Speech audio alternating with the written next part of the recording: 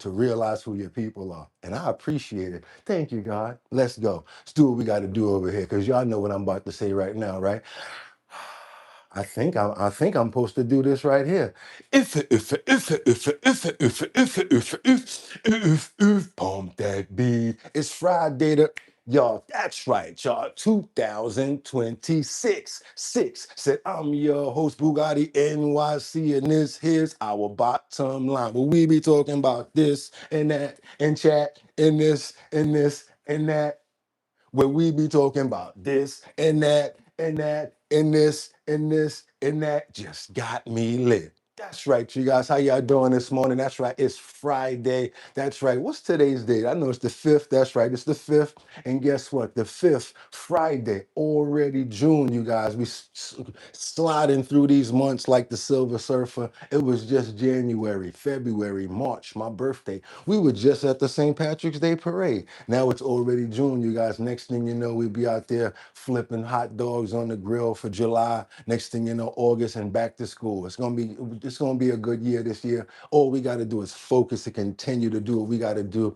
Keep on praising the Lord and appreciate the fact that we get to be with each other every single day that we do get a chance, because we're not promised tomorrow. And that's why I'm so serious about the health and wellness section and many other things, because you guys, y'all are my friends, y'all are my family. Let's get this thing, let's get this thing going. So I don't want to waste any more time. So you guys know what I'm going to say, right? I got 5 on it. I'm going to stack 5 videos at a time. All I need you guys to do is stay on topic, stay on point. Let me know where you're chiming in from. I also love to see those flags with blazing in the air. It gives me a mental thought of, oh yeah, we got to go to Australia. We got to go to England, London. And then when I play the clip, people are like, oh, whatever. And yeah, but then my people in those countries are like, yes, he thought about us. That's why I do it, you guys, just to let you know. But we got a lot this morning. I'm not even going to hold up. Trending topics, current events, and much, much more. And we're celebrating 500 episodes of Our Bottom Line, coming to you guys every single day.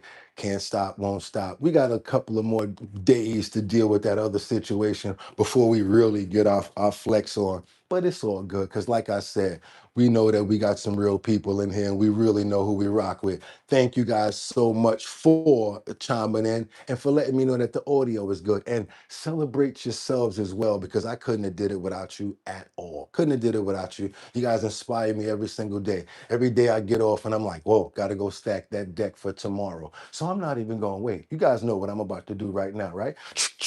Let's get into these titles. Let's go. Let's do what we got to do over here. Trump. Will Iran and the United States finally agree on peace? I don't know, you guys, because all of a sudden now we have interference, which I don't know if it's going to be a good or bad thing. I'll go into it a little more deeper when we get into that part, because it's something that I really want to say about this title, because it could be a good thing and it could be a very bad thing. Let's keep on moving forward. Also, we've got, why is Ilhan Omar saying that the United States is complicit? You know, I know you guys have a specific feeling about Ilhan Omar. A lot of you just love her to death. I understand your love and your commitment to Ilhan. I get it. I understand. Let's see what she has to say when it comes down to her blaming the United States and being complicit in what's going on in Lebanon and other places. Let's keep on moving forward. Also, there are new criminal charges that are being brought against.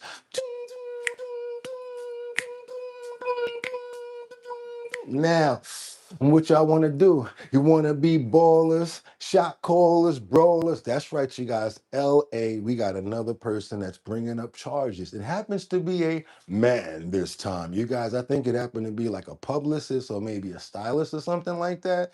And the description of what he's being accused of is pretty intense, but don't think I don't know. I just don't know, especially with all the other charges that he got away with.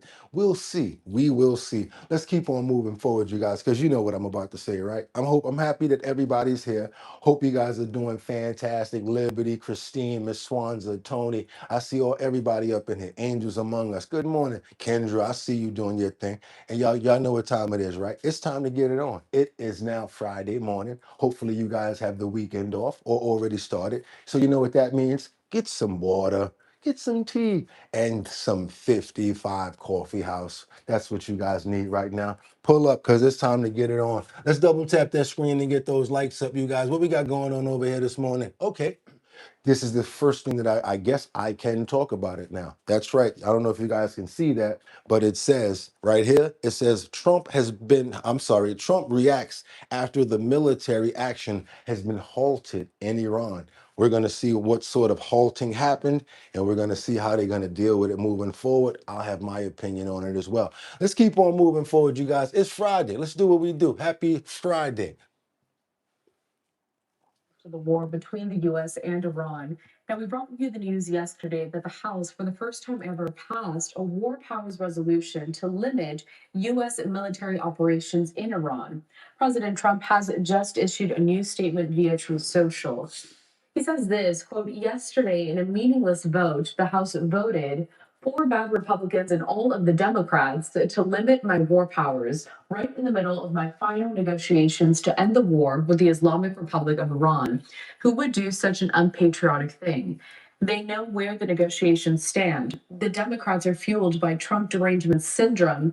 They would rather have our country fail than give me another of many victories. The four Republicans, that's a whole other story. They're grandstanders. They should be ashamed of themselves.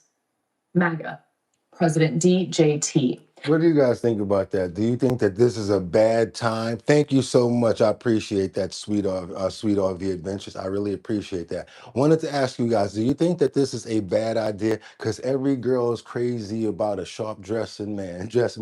Thank you so much, Just the Hero. Appreciate that. And if you guys want to see me in action in this same tuxedo here, go check out my video. It's called All Lang Syne. All Lang Syne, all right, for all the acquaintance we forgot.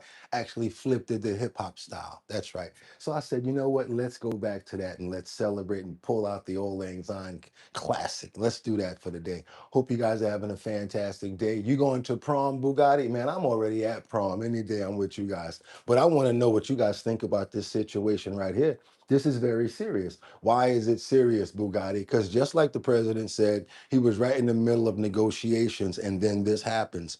I don't know what that means. Does it mean every tactic that he's planning on doing, he has to take in front of this committee now before they can say yes or no? Will they be able to veto or let it go through? That means that at some point, will we be getting bad decisions just because they don't like him, which probably in the long run will hurt us?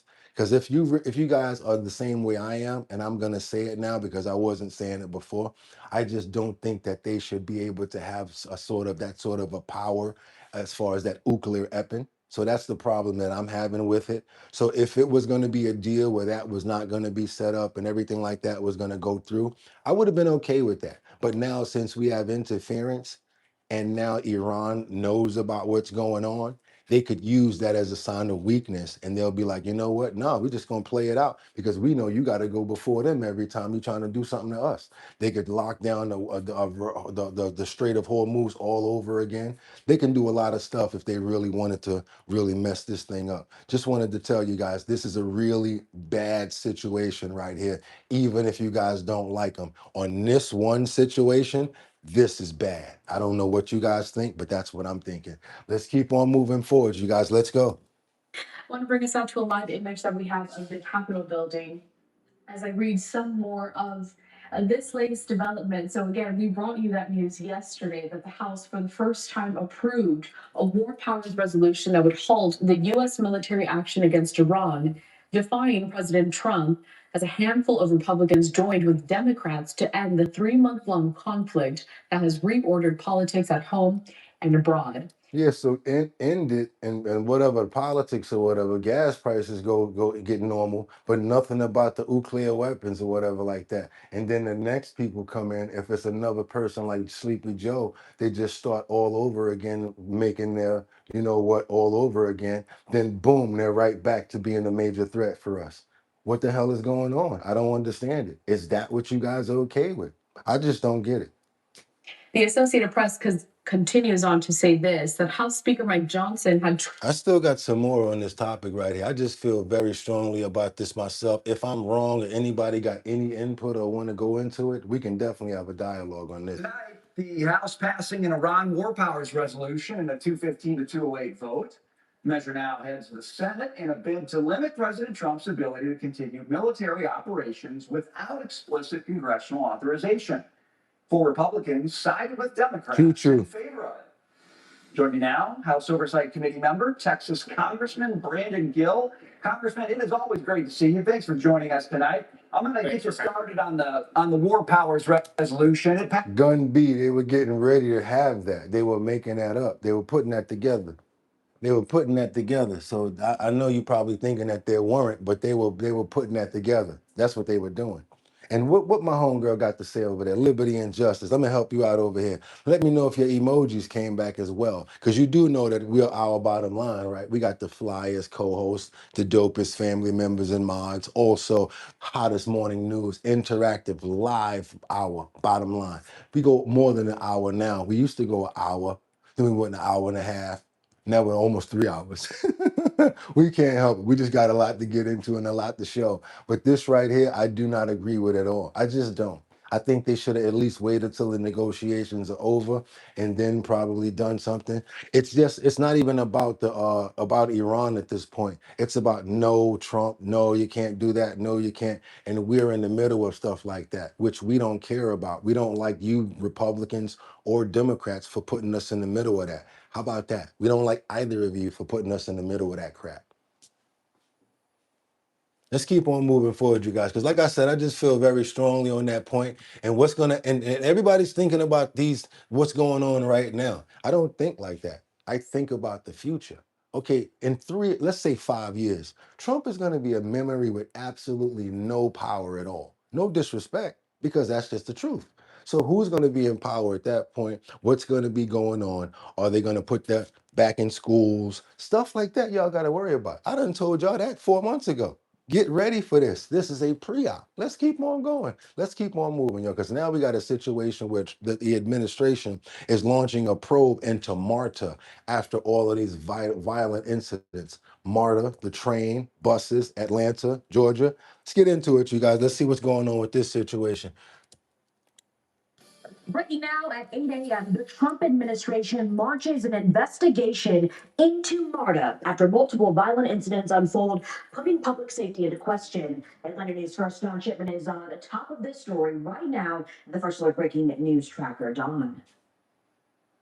Yeah, I've been looking through that information, through that investigation, and there's a lot to it. We made our way to Southwest Atlanta. We're right outside the Oakland City MARTA station, where a 66-year-old woman was killed in a stabbing. By all accounts, the stabbing here and other violence on MARTA property prompted this federal investigation.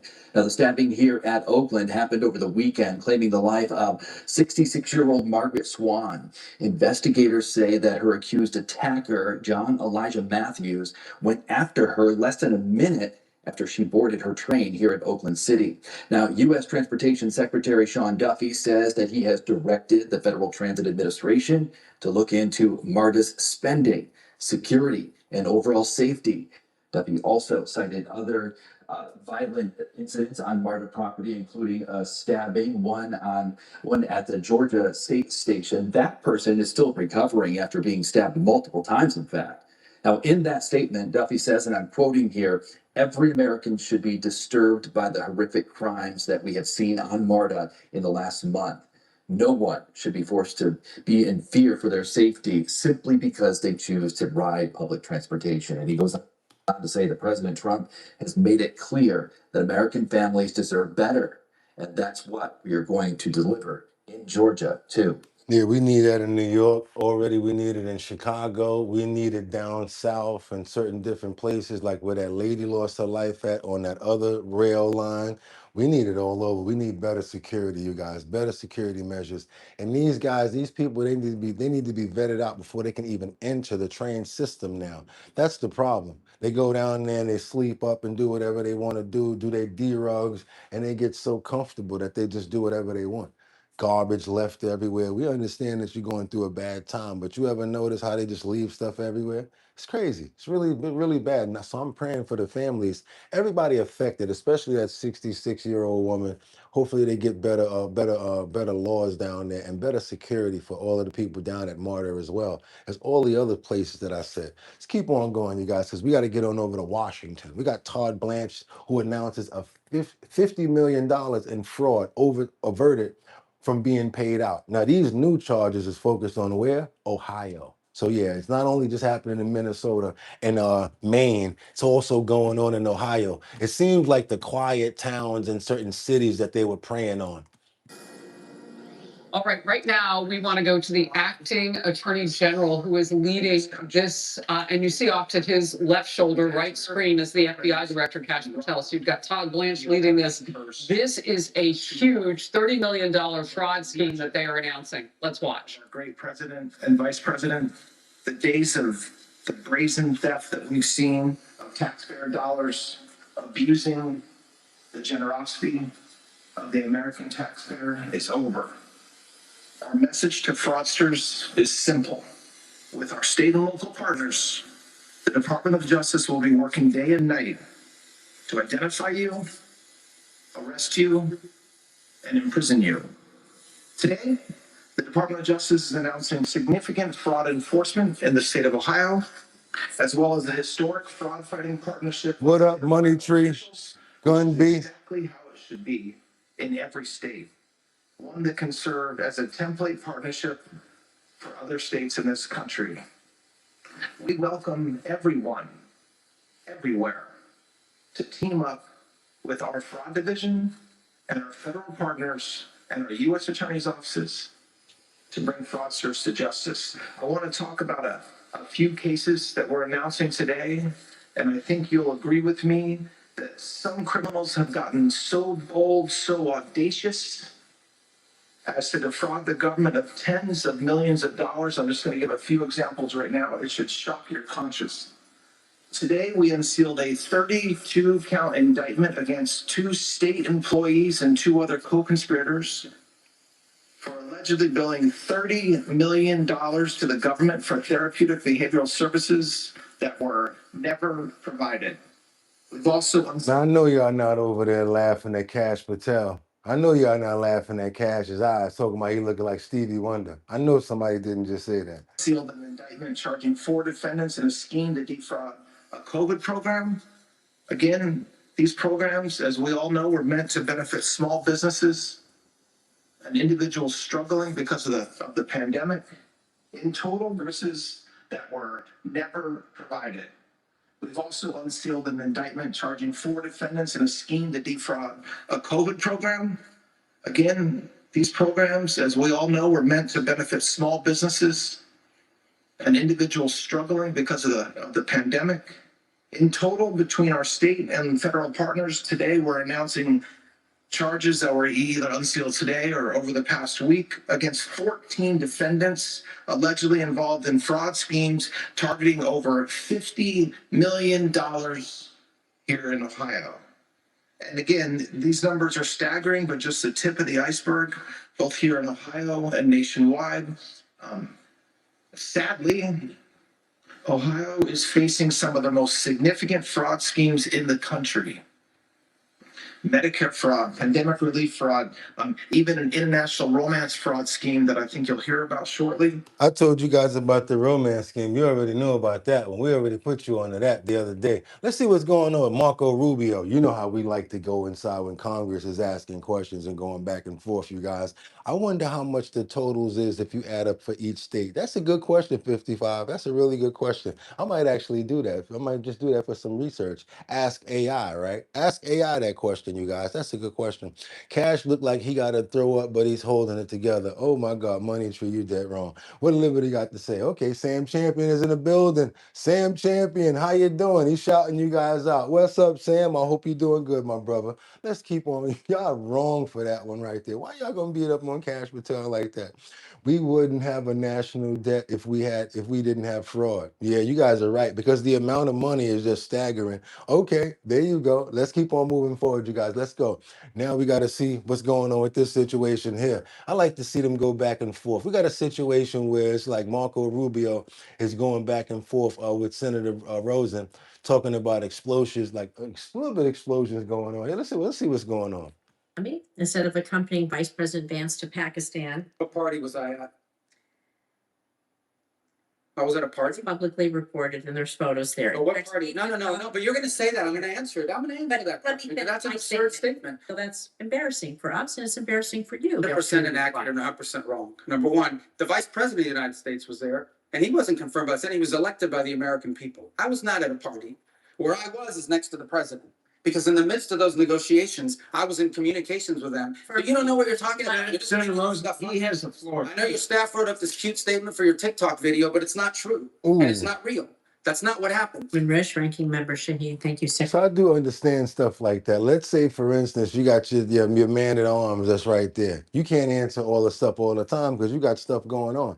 So he's taking all the phone calls and everything like that because you're moving around, but he's got access to you. So, okay, what are we going to do about Russia? Because they're asking this. What do you want to do about Ukraine? Because they're asking this. So, of course, he actually probably has to be at some places like parties and events that he not probably traditionally wouldn't be at. So I do understand stuff like that. And I actually like Rubio as well when it comes down to it. Choo choo. What's going on, Scooter? Congratulations on 500. Thank you so much for that, you guys. Everything is appreciated. Let's keep on moving forward, you guys. Secretary.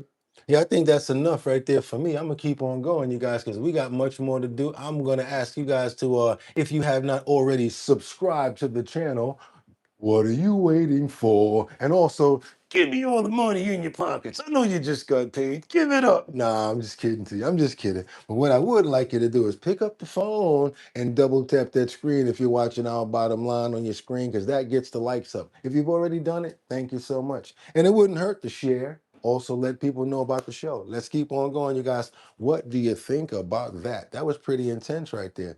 Now we got to keep on going over to Russia. Crimea, exactly. Russia, Mother Russia. What's going on over there? I told you we go everywhere. And thanks so much for the love. We got Ukraine as they boom, boom, boom, a Russian patrol ship. It's not stopping over in Ukraine and Russia either, you guys. With these drones, they're so accurate. They have cameras on them, plus they also have boom, boom on them. So they can drive them and fly them right into what they want them to go into.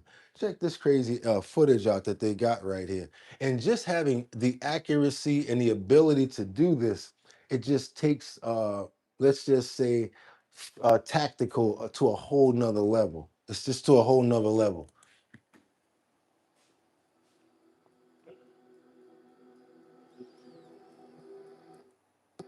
Ukraine boom booms a Russian patrol ship off Crimea at coast of the devastating strike and strike on docked warship. It was just docked there, but they noticed it was there, so they went after it.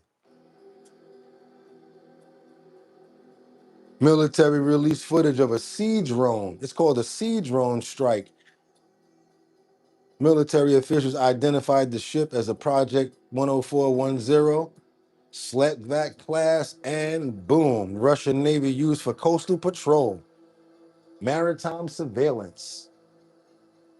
There it is. The attack came shortly after a strike on separate warships and Russian corvette Boykio.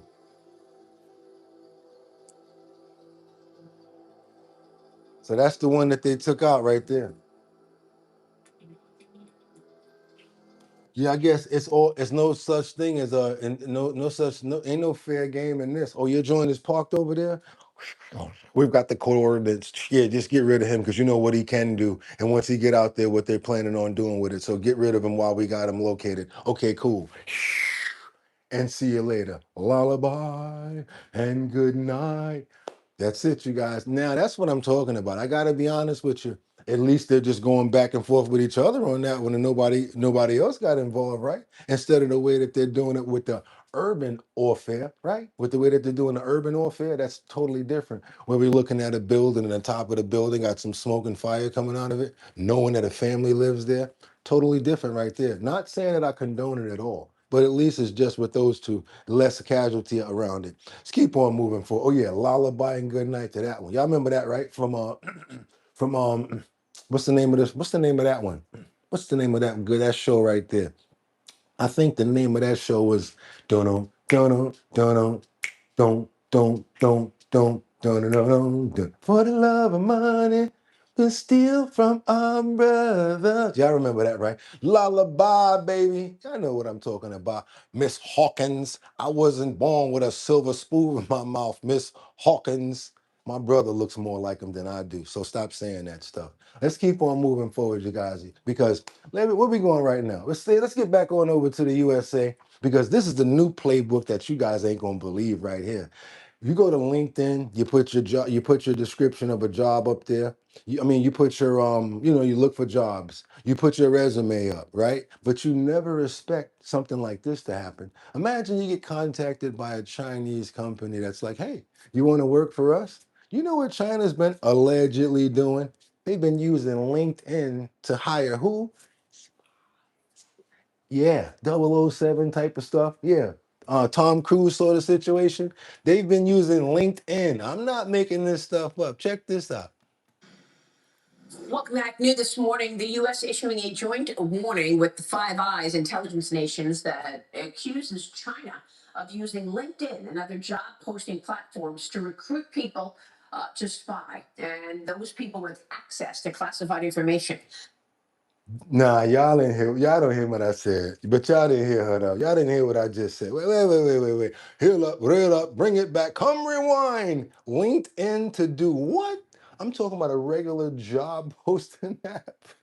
Thank you so much, City. I really appreciate you for the love. God bless you. Thank you so much, City Boy. Of using LinkedIn and other job posting platforms to recruit people to spy, and those people. What's up, Casey? To classified information. They say that state operatives pose as employees of private consultancies, think tanks, and human resource firms, and place online jobs ads to obtain sensitive information, which places pressure on those who respond with hefty financial incentives. LinkedIn responded to the claim, saying, quote, creating a fake account or misrepresenting your identity is a clear violation of our terms of service. We remain focused on detecting state-sponsored abuse and will enforce our policies against fake accounts. Joining me now is the Gatestone Institute Senior Fellow, Gordon Chang. Gordon, this seems to be like right out of the angels over there talking about how much they pay.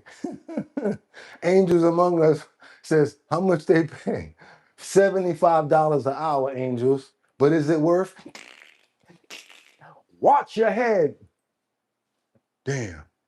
What the hell was I thinking? Look at that Chinese restaurant over there. Oh my God, is that a pizza shop?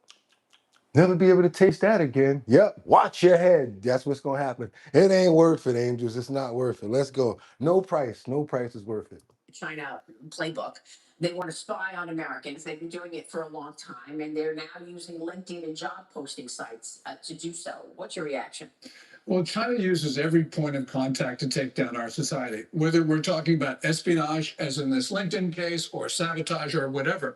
Now, we have the means to stop them, and we have to use asymmetric means because it's very hard to actually catch all these bots on LinkedIn. But we have the means to do this because, for instance, China needs access to the American market, especially because Xi Jinping has turned his back on consumption. That means he's got to export to the US. And we're 34% of global consumption is represented by the United States. Liberty and Justice says we watch all news stations. We respect all political parties in here. Welcome to the hottest news, live around, interactive news, civil debate, and good times. Our bottom line. Let's do it, you guys. Let's go.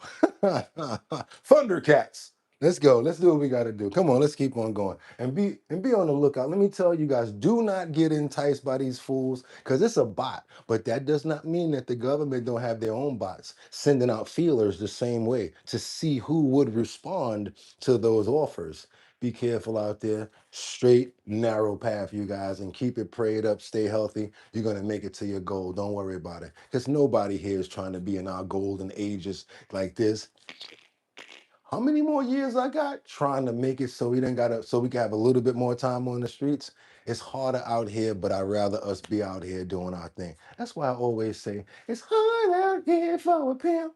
When you're trying to get the money for the rent. I ain't just saying it because of the song. I'm really referring to it. Let's go, you guys. Don't get caught up in this crap or even other things. You know, might seem good, but what I've always learned was what always glitters is not gold. And just because she's or he's doesn't mean that that's what's in there. Let's keep on moving, you guys. And if you appreciate the content that you're getting today from Our Bottom Line's 500th episode, because we got 5 on it. That's right. We have just hit our 500th episode. We do this every day, you guys. That's right. Trending topics, current events, and much, much more. What are we doing right now? I think we need to go see your friend. That's right, you guys. I'm talking about I like rice and bananas. I like rice. I like bananas, put them together. I go crazy.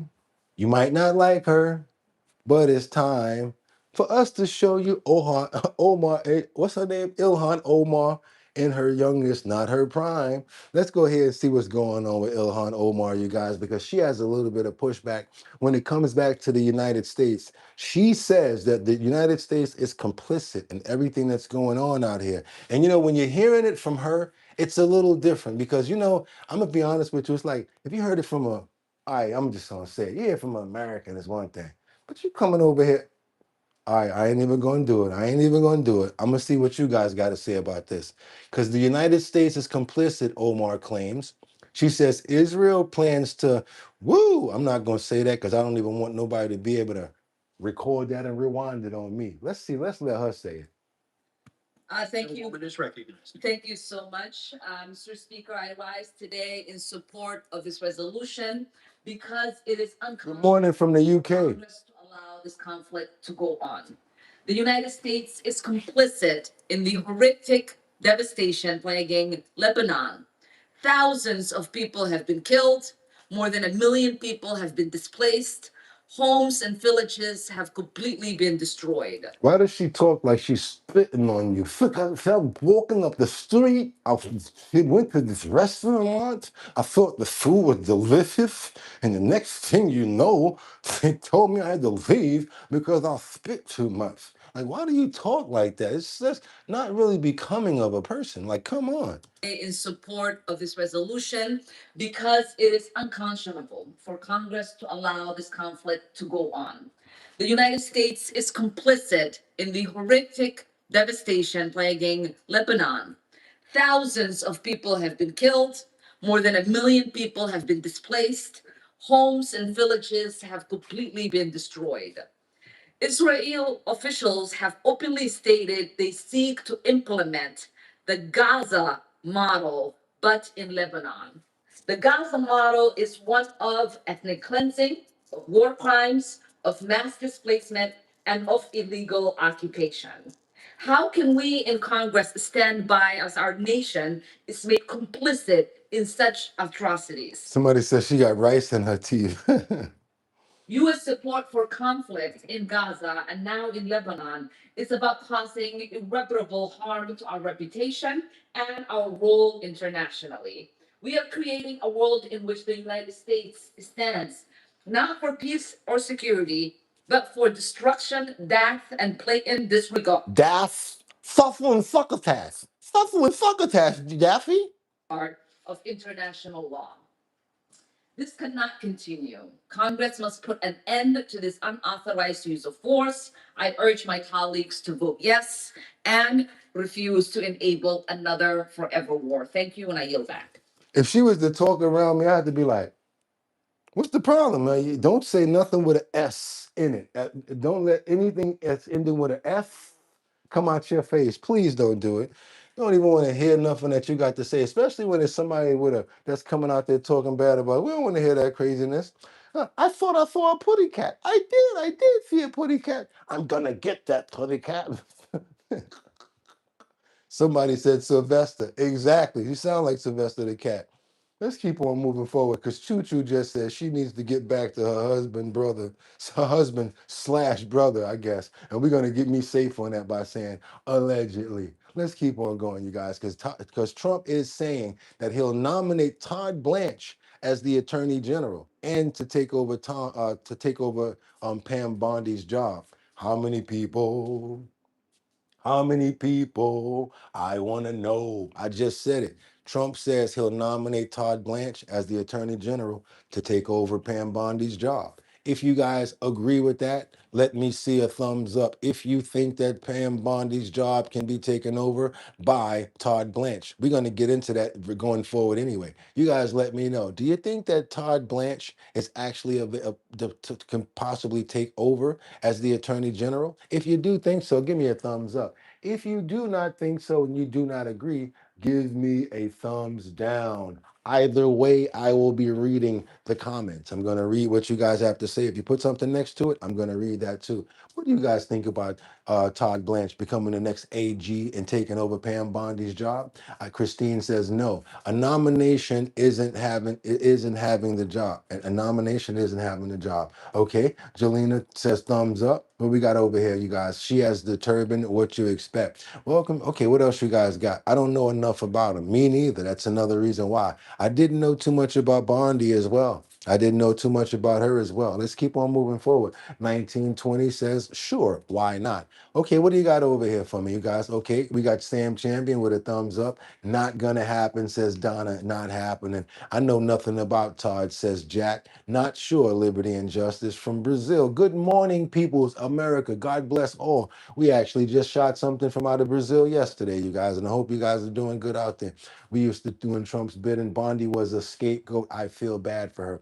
We're gonna elaborate on 55 Coffee House Lisa Roy, where she says that Bondi was a scapegoat because Bondi did say that she had to go through Todd Blanche anyway in order to do things. That's what she did say. Let's keep on moving forward and see what's going on with this situation right here, because President Trump is thinking about he's going to nominate Todd Blanche as the Attorney General. On Wednesday evening, he said that he intends to nominate the acting Attorney General, Todd Blanche, to head the Justice Department 2 months after former Attorney General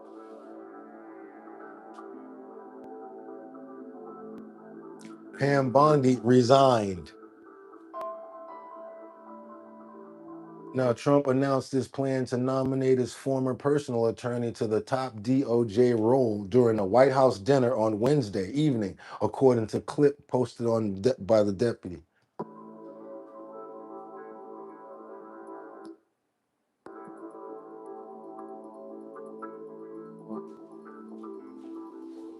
In a clip shared on X, Trump says that on Thursday he's instructing Scavino and others to begin the process of nominating Blanche as the permanent attorney general.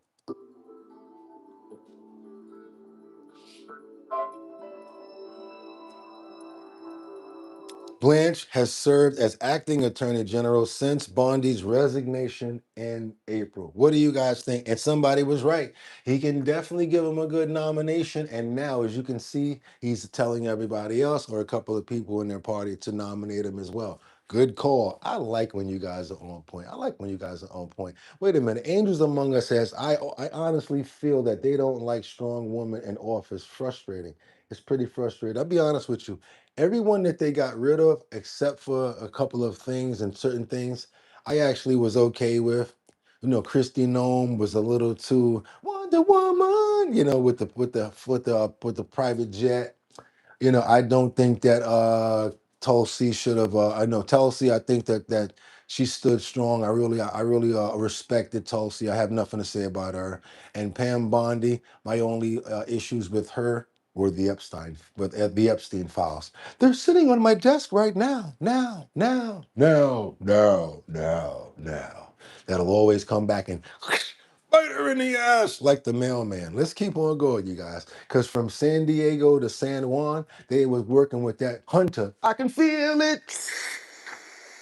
Biden. That's right, you guys. I'm talking about it was coming in all the way from San Juan, all the way from San Diego. Maybe that's where that 3% of that good stuff was still coming in from. You remember the president did announce that they were able to knock out about 97% of the Hunter, I can feel it, Biden coming through. Well, probably because of this situation right here. See, they didn't do it that way. They had it going underground. That's right, you guys. They had it going underground. ACs, moving it with what's these they had a track, a little trail where they can send the packages down through. I'm talking about a lot of what's going through here. Yeah, you guys, a lot of that Hunter Biden stuff was going through there. Shocking example of what agents are up against at our nation's southern border. Take a look at this video. Got a little trolley train. As officials discover an underground tunnel connecting Tijuana, Mexico to San Diego. That tunnel equipped with lights, ventilation, Okay, even Kendra. an electric sliding mechanism. Authorities say it was used by cartels to traffic weapons, explosives, and illegal drugs. That's a little bit of different electric slide right there. And they had it inside of a business, so you'll never know that it was there. Talk about electric slide, huh? Cocaine is now the lifeblood of the cartels. And what you see here today is a cardiac arrest for their system. For those defendants, they thought they saw a light at the end of the tunnel. In fact, what they saw were our lights and sirens. All right, tough. Well, I want to bring in News Nation's Allie Bradley for a closer look at all of this. Tell us more about the discovery, Allie. Yeah, hey, and it can only be described really as a smuggling superhighway being used by the cartel underground that was linking Tijuana to San Diego. And federal investigators in Mexico say From Tijuana to San Diego, they had it dug out. this was not just a dirt tunnel either. You kind of broke it down a little bit. It was equipped with lighting, ventilation systems, and an electronic rail track capable of moving cargo in both directions between Mexico and the U.S. Now, federal investigators in the U.S. say the tunnel was part of a massive cocaine smuggling operation.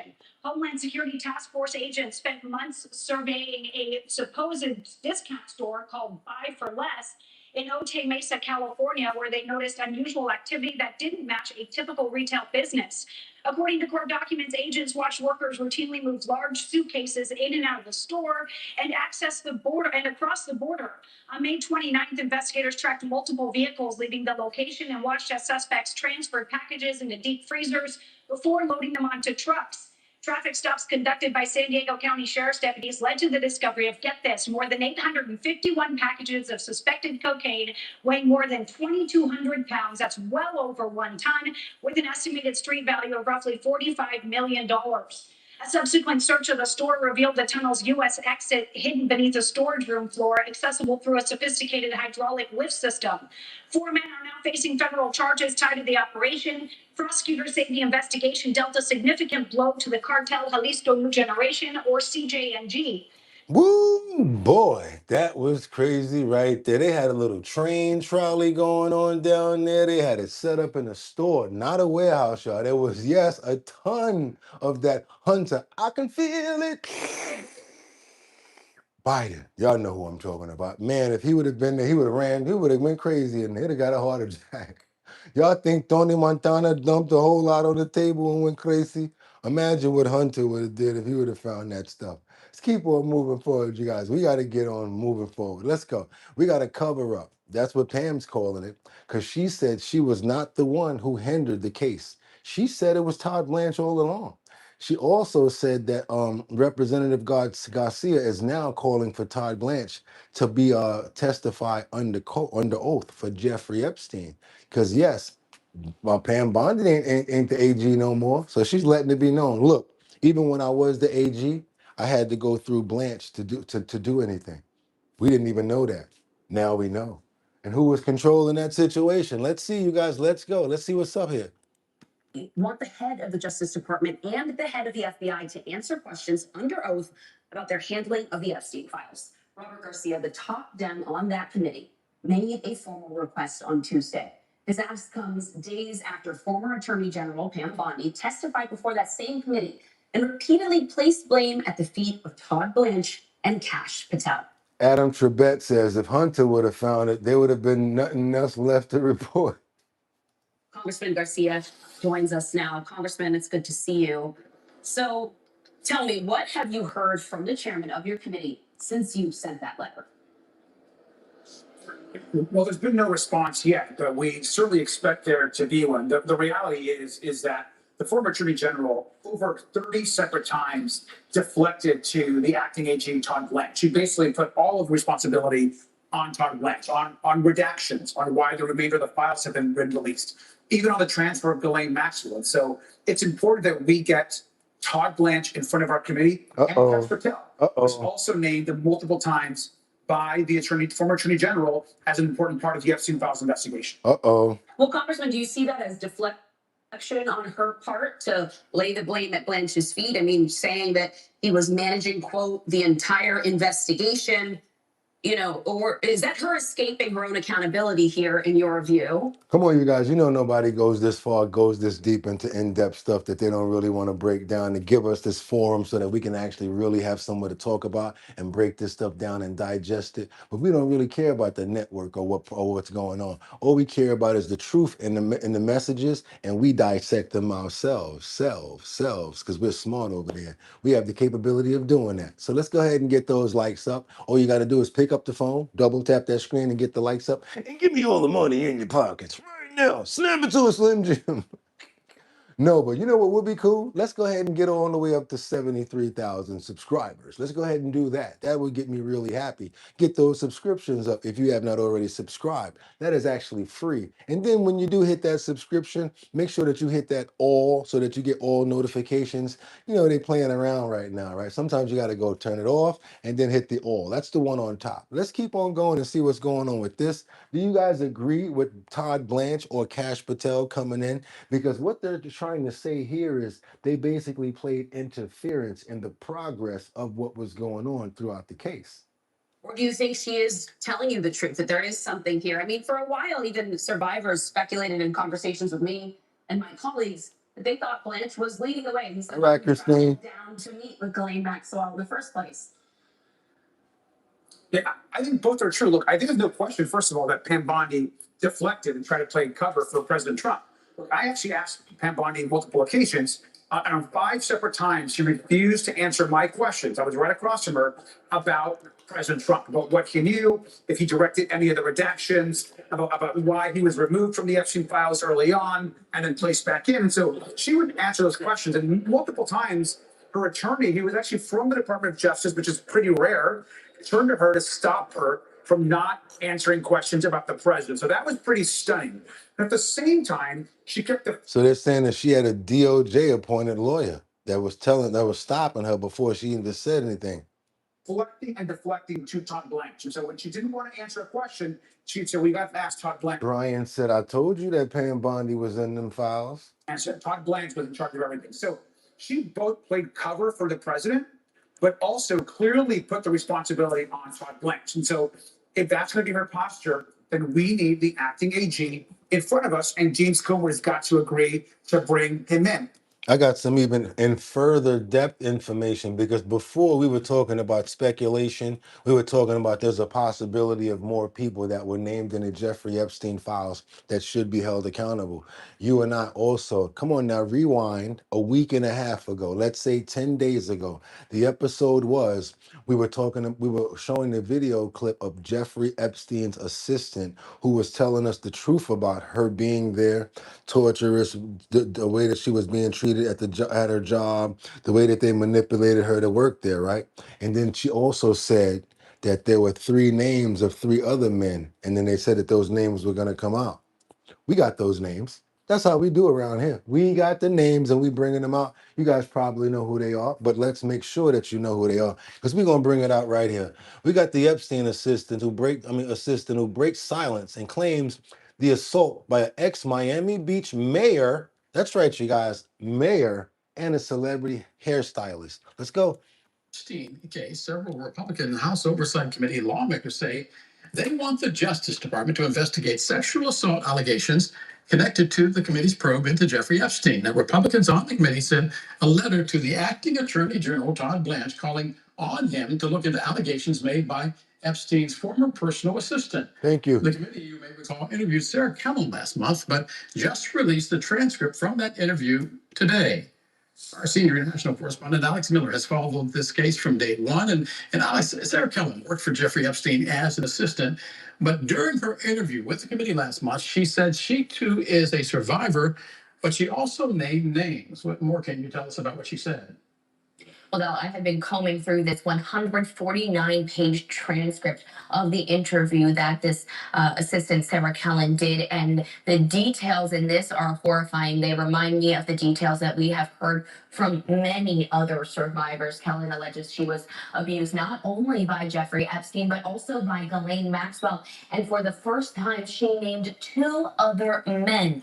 One man, Philip Levine, later became the mayor of Miami, as well as French hairstylist Frederick Fekkai. She says she met both of the men through either Jeffrey Epstein or Ghislaine Maxwell, and she goes into graphic detail about how she was abused by them. And then there was a third man who she said tried to abuse her, but she was able to get away from him. So obviously very upsetting details from them. This happened in the early 2000s. And again, this is the first time that we have heard these two men named in this. Y'all heard final, that? I heard that, right? officially. I heard that, right? Alex, what does she say about her abuse from Epstein himself? Mary? Well, the details that she gives about her abuse from Epstein are incredibly difficult to hear. They actually remind me of some of the details that I heard during the Sean Combs trial as well. You know, looking at how she was required to work for him. She said she worked for him without pay until she agreed to the sexual abuse. And even then, she was making something like $25,000 a year. She called herself an indentured slave, saying that she was only paid again once she agreed to this abuse. And she said, I was being paid in part to be raped. She said this abuse first began at his home in the Virgin Islands, which she calls isolation, not a vacation destination, but that it happened all over the country, including in his Palm Beach home. She depicts one instance where she says that he closed his hurricane shutters and turned on very loud music before he choked and raped her. And again, this was while she was working as his assistant. Some of this abuse happened while she was asleep. Some of this abuse happened, Del, she says, while he was serving his jail sentence. But what is interesting here is the federal government never contacted her. Look at this statement on the screen.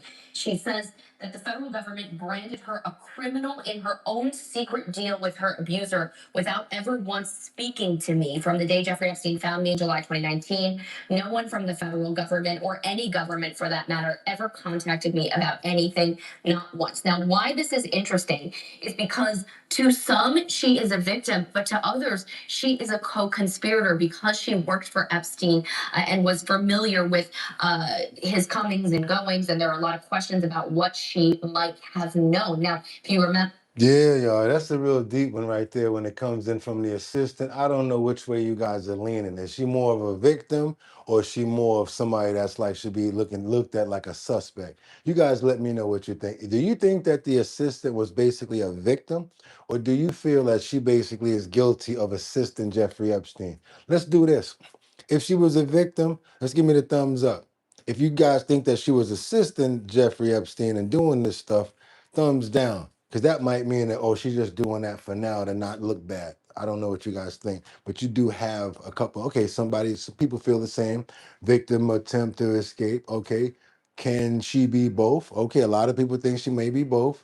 Okay, thumbs down. So that basically you guys think that she was complicit in what was going on. Jeffrey Epstein even looks like a creep, guilty of easy money. They said she was only making 25,000. Can be both. We got a lot of people that thinking both. A lot of people think both over here. I got you. I feel you. Let's keep on moving forward, you guys. Okay, let's go. A lot of people think both. Liberty and justice. Okay, what do you think? I know we can do it, you guys. Liberty says, I know we can get to 200. It's Friday. Let's go. People are saying both. She trying to cover her butt, says Richard. Sounds pretty good. Richard, you double tap that screen. What's up, 1920? Did you hit it? Did you double tap that screen over there? Let us know that y'all here, because we're trying to get those numbers up to make sure more people see the show. If you have already, we appreciate it. And guess what that does? It sends up a signal and it gets YouTube to send more people over here, even though they probably, you know what I'm saying? But we're going to still do what we got to do. Let's keep on going because we got to get on over to California. Knows how to party. California, West Coast. In this case, they probably party too much, especially when it's with. That's right, you guys. There you go, right there. Y'all see him? P. Diddy, none other than Sean P. Diddy Combs. Los Angeles, TMZ has reported a new criminal charge from Jonathan Hayes for Sean Diddy Combs. Wonder what this one is about this time, you guys. Let's see what they're trying to charge him with on this one. Let's see.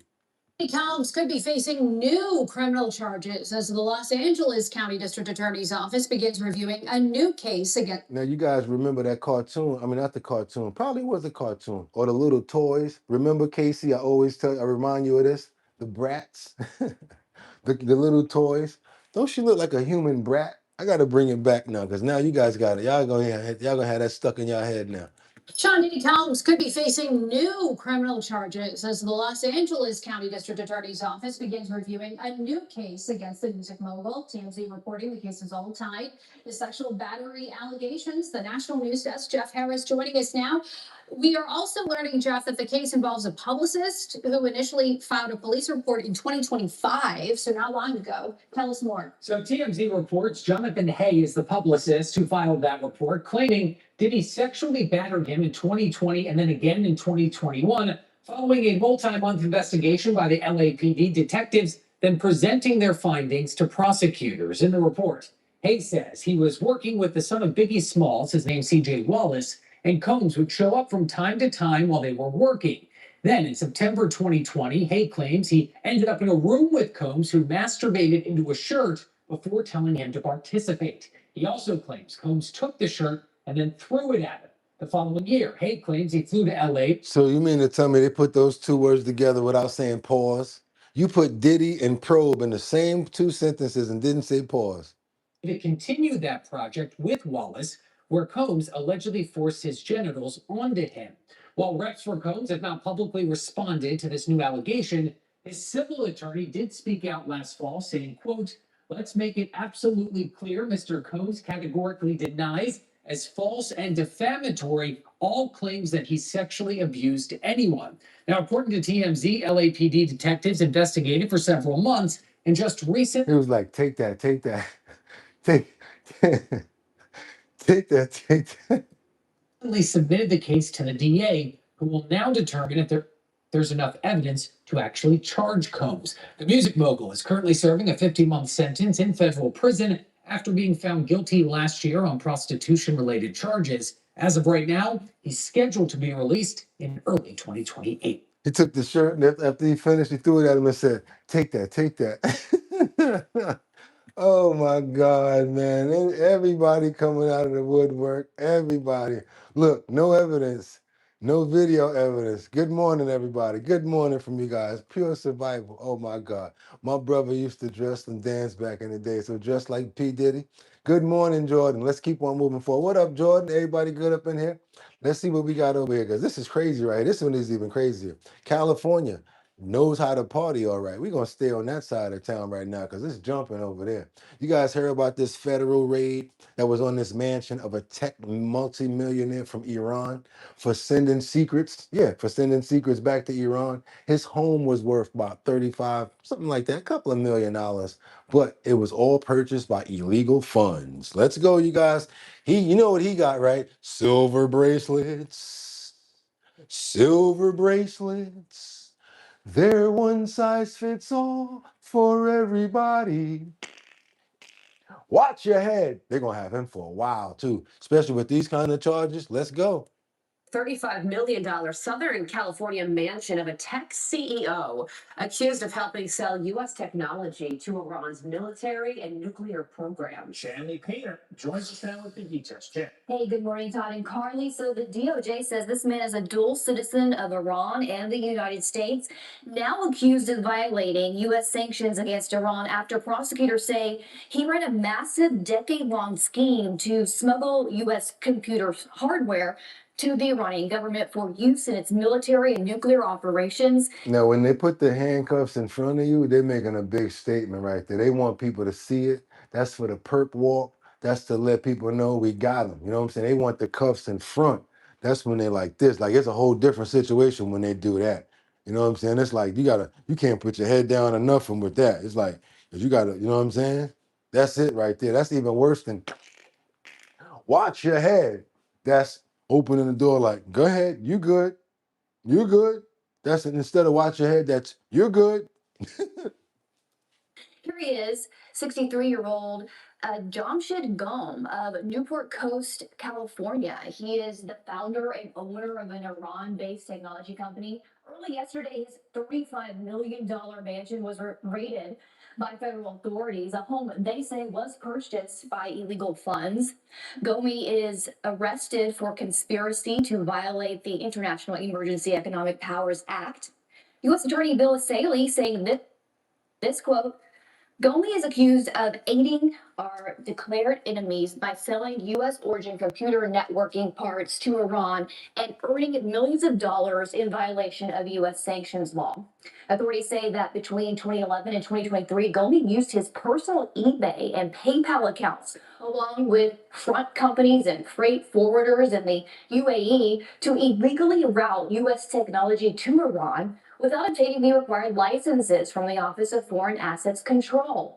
Prosecutors say more than 250 metric tons of networking gear was smuggled to the Iranian government and government entities between 2014 and 2018 alone.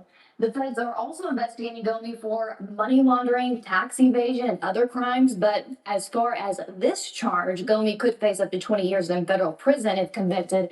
His bail hearing is scheduled for later today, guys. They better be careful with that bail. That bail better be like $100 to $200 million. And if they do get him, I don't know if what do they call it? What they call it? An ankle monitor going to hold him. He about 63 years old. If he get 20 years, that's 83.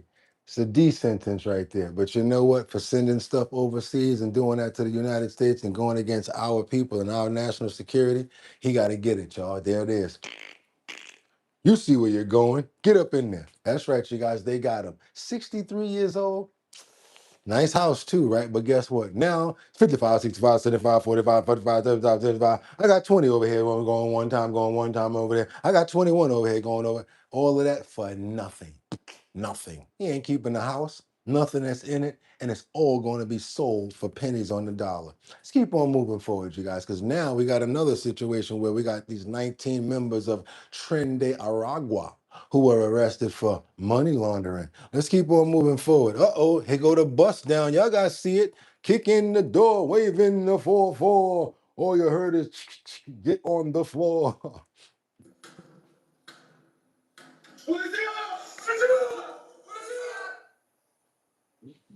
Chilean. We're in Chile right now. Oh, Boogotti, you did say y'all go everywhere. I said we go everywhere. Look at that, Brian King Falcone. Uh-oh, Brian's starting it up. Welcome to the Bottom Line Glove. Thank you so much. Brian is gloved up. Let's go. We over in Chile right now, Brian. We got a situation where we got the Chilean authorities who arrested 19 people, including a bank employee, in a major operation targeting an alleged money laundering network linked to the Tren de Aragua criminal gang.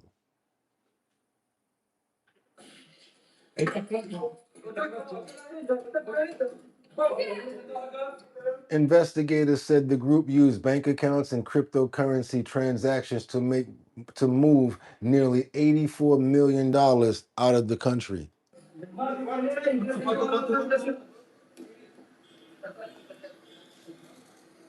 The suspects, all Venezuelan nationals, face charges including money laundering, extortion, smuggling, and criminal association.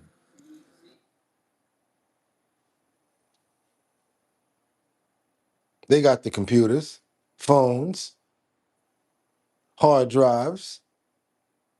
Yeah, they got them, y'all. It's a wrap. It's a wrap. So yeah, another hard hit, another big bust. Took them out of there. Let's keep on going, you guys, because now we got to get on over to where my people are from. That's right, you guys. I got people over in Winsboro. I got people in Jenkinsville. Don't laugh at that name because it do sound janky, don't it? It's called Jenkinsville. And if you think I'm lying, it is a place in South Carolina called Jenkinsville. I think it's about 1,000 people that live there. But yeah, that's where my people are from. Also got people from Myrtle Beach, South Carolina. Got a lot of people from down in the Carolinas. How you guys doing? What's going on, Jordan Dowdy? Starting it up with the 913. Thank you so much for the $20 super chat. We'll put that towards the YouTube bill. No glove, love, no love. Appreciate you so much. My brother, show him some love, you guys, for the $20 super chat. We appreciate you. Thank you so much, Jordan. And now we're gonna get on over to South Carolina. This is called Abbeville, where we got managers that's been arrested and dozens have been detained in an immigration, don't even want to say this word no more, probe. Let's see what's going on in Abbeville. We got to move around, everybody. We go everywhere over here. Multi-agency investigation into identity fraud and illegal immigration has landed 6 people in Abbeville in hot water. Our Julia Keener has details of what is being called Operation Ghost Story. Good morning. Ghost story. Amy Kelsey, prosecutors say this is part of a broader investigation that began in 2024. It looked into what they call a network of identification vendors who provided fake driver's license, social security cards, and other identification to illegal immigrants here. That's actually a federal charge. It should be federal, not state, because they're talking about identity. That should actually have to do with Homeland right there, to be honest with you, especially when it comes down to who they were giving it to. Giving them fake IDs, helping them fill out paperwork, and then having them get other people and manipulate the system like that, and then hiring them knowing that they were illegal. In South Carolina. This investigation is not about targeting hardworking people that are just trying to put food on the table, but we cannot ignore identity theft. We cannot ignore blatant violations of the law. Wednesday afternoon, authorities arrested 2 managers at the Bernstein Von Seelen Precision Casting Plant in Abbeville, Christopher Douglas Ramey and Sandy Lynn Willis. They were knowingly hiring illegal aliens. 4 other people are accused of selling fake documents. At a press conference Thursday morning, Attorney General Alan Wilson explained the 2 managers not only failed to verify employee IDs, but helped workers use forged identities to gain employment. Immigration and Customs Enforcement also detained 48 workers during the operation for alleged immigration violations. So I want to make it clear, we are not targeting communities because of what you look like or where you work. We're targeting specific conduct. We're following the facts of that conduct. And if it leads us to a crime, we're going to prosecute. That is federal. Yeah, it's federal. That's federal, Sebastian. I know it is. It's got to be federal because anything that got to do with homeland and identity theft, they ramped that up a long time ago. Can't be around here out here no more messing around with people's identity. Y'all do enough of it, mess around, you find out and wind up in the clink on them feds, and they don't play. Let's get on over here and see what's going on. They calling this one here a political miracle. That's an actual good tongue twister right there. A political miracle. I like that right there. Yeah, I think it's a good thing because Pratt's victory in LA shocked California. You guys didn't even expect this. Pratt made a lot of dough, you guys. Yeah, yep, you got a lot of political background backing behind him. Check this out. Well, joining me now to react, a man who knows about campaigning and a woman who knows about California. Let's bring in Fox News contributor and former Congressman Jason Chaffetz, along with podcast host Jillian Michaels. All right, welcome to you both. Big smiles on your faces. Jillian, I'm coming your way on California. Let's do mayor first, okay? How you feeling about the... That's what they calling it, Brian. How you feeling about it? I mean, listen, I feel pretty friggin' optimistic. You said it yourself, Karen Bass should have walked away with this. She's the incumbent. She's the established Democrat in California, which has twice as many registered Democrats as Republicans. So the fact that Spencer Pratt came this far is a miracle unto itself. I think the wildfires had a lot to do with it, with the way that she mistreated the wildfires and the handling of what's going on right now as well, and the way that the streets of California are looking right now. And you guys say it every single day. We don't just report from one place. We go all around the world. Hoping for another one in November. Okay, so Jason, I agree with Jillian. It does kind of feel like a political miracle. Now, here's where you get out of fantasy land and you get into the cold reality of politics. Bass has got the machine, the Los Angeles political machine. You've been in politics a long time. You know about those things. Can Pratt overcome that, Jason, or is that a bridge too far for a newcomer like? Okay, we got 420. Nobody's beating Bass. Vincent says Bass is slow walking the redevelopment. I understand. You see, and you guys know what I'm talking about. She is. Yeah, well, that machine ain't working too well. I got to tell you, to only get a third of the vote, it's pretty embarrassing. When you're the incumbent, you got unlimited resources. You got the Democratic machine, as you talk about that. They're not producing because she ain't producing. It's an embarrassment. She's not raising the kind of money that Pratt is running. The ads have been abysmal. And after you've been in office, you got nothing to point to. I mean, look, first of all, we need to get Jillian Michaels to run for office. That would be a good thing. She's got to buck up and run for something at some point. But here's the other part. I'm just gonna put it like this. I don't know. A lot of people on the fence about this. She didn't make the money, but do you think that she still is gonna walk away with the W? That's the whole thing. Do you think that she still will walk away with the W? And fellas, calm down about the dress that the young lady's wearing. I know, because when I saw it, I was like, but I had to focus. I had to focus, especially on this story. You guys, we got to get on over to Wildwood. It's a very serious one right here. We got a 14-year-old swimmer that went missing during a class trip to Wildwood. I've been trying to find updates. I've been every couple of hours. I've been looking more at Wildwood, and they just cannot seem to come up with any new updates on this 14-year-old, guys. I'm sorry, but this is the closest that I've been able to find information about the teen, and that's the best that I could do. So yeah, we got a 14-year-old. That's been the latest. They've been searching for him out in Wildwood. Let's go. It has now been more than 48 hours since the Philadelphia teen disappeared after going into the ocean in Wildwood, New Jersey. Now we're learning the school that 14-year-old DeVoris Carter attended is making changes to celebrations to mark the end of the school year. Action News reporter Trish Hartman live at Force now in Wildwood, Cape May County, with the story from there. Trish. Well, sorry, DeVoris Carter was supposed to participate in a graduation ceremony at school today, and his family was planning to attend in his honor, but the family tells us that ceremony was abruptly canceled today. Meanwhile, here at the shore, no updates on the search progress from today. Officials here at the Jersey Shore are urging people to be careful.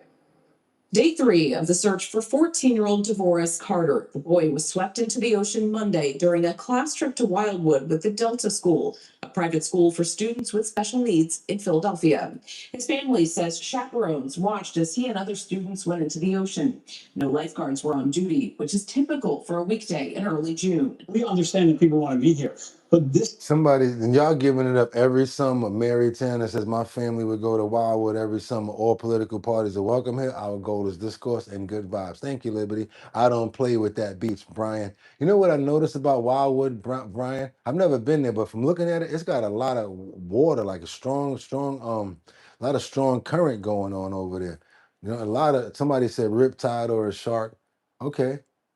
Okay, somebody said that dress was once a seat cover for a 1986 Chevy C10. time of year is not the time to go in the ocean. The lifeguards are not on full time during the week yet, and no lifeguard, no swimming. Wildwood Beach Patrol Chief Steve Stock says some Beach Patrol members were preparing equipment at headquarters when the 911 call came in and ran to help. Some of the guards that were in town but off duty, they get an alert on their phone, and they also showed up and were able to join in the rescue effort. Last month, a 20-year-old man went missing off the coast of Ocean City while he was boogie boarding with friends. His body has not been found. According to the State Department of Health, teens face high drowning risks, especially males. But swimming in areas supervised by a lifeguard significantly reduces the risk of fatal drowning by up to 81%. I would ask people to think about the preventative measures that the lifeguard takes. When the lifeguards are here, you see them blow the whistle, you see them put out a red flag, you're seeing them moving people. All of those things are preventative measures to keep people safe. Yeah, those tides are real strong out there too. If you guys noticed that, those are some real strong. Look like some strong tides out there. Want to pray for him. Want to pray for his families. I want to pray for everybody who ever had a situation like this. And Scooter says we had a lot of swimmers lose their lives here in Jacksonville because of rips. Know what you guys are talking about. Can't play around with the ocean. Do not play around with water, especially if it's a special needs person, because sometimes children get fascinated with water. Some of them are very fascinated to the point where they walk right out into it and just looking at it. There's been cases like that we've seen right here on our show. Please be careful. Always swim when there's a lifeguard around, no matter how good you are. Amen. because you never know what's going to happen out there. It could be a shark, could be something that hurts you that you need help from that lifeguard. Let's keep on going, you guys. Let's go. Let's keep on. For twin might do the waste. That water is real. Yeah, it might to the waist, but that's about it. I hear you. Till about right here. Yeah, and that's it. That's it. Let's keep on going, you guys. Let's get on over to Toronto. Good news, actually. We're going to do a complete 360 on this story because this is a good story. And we love to thank the Lord on fantastic stories like this, not always the bad stuff. Got a situation over here where we got a missing girl who was found. Come on over here to Toronto, you guys. Love stories like this, especially, that's right, especially when you can catch a creeper like wondering why this guy's this age. What are you doing with this young girl? And like, what's going on here? You guys, please be careful of all your children. Always watch them at all times. Not trying to say that you don't, but when you say text me, let me know where you're at. Keep on doing that, especially for situations like this. Let's get on over to Toronto and see what's been reported by the Sun.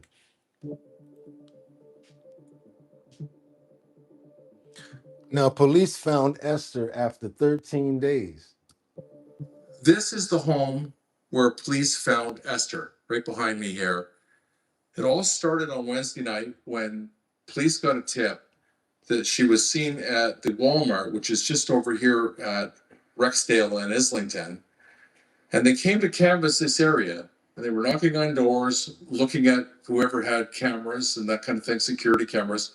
And they determined that she was in this home. And once they did that, a neighbor said they all sprinted to this house and came in and took her out. And they saw her walk out. She was wearing a black jacket and a hoodie, and she was put in a police car and taken away. And at the same time, they took a 30-year-old man With a foot thing. What is he doing with her in the first place? out and took him into custody. He's still at 22 Division as we speak.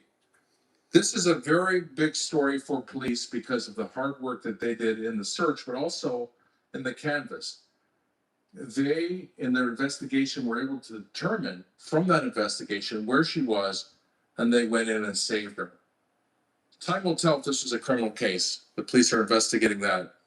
Right now, it's a good news story. I was relieved for the family and for the girl, but also at the same time, it's scary because, I also have a little girl too, so it hit a little harder than it was just down the street. 14-year-old Esther, who had been missing, was found, and she was found at the efforts and by the efforts of Toronto Police.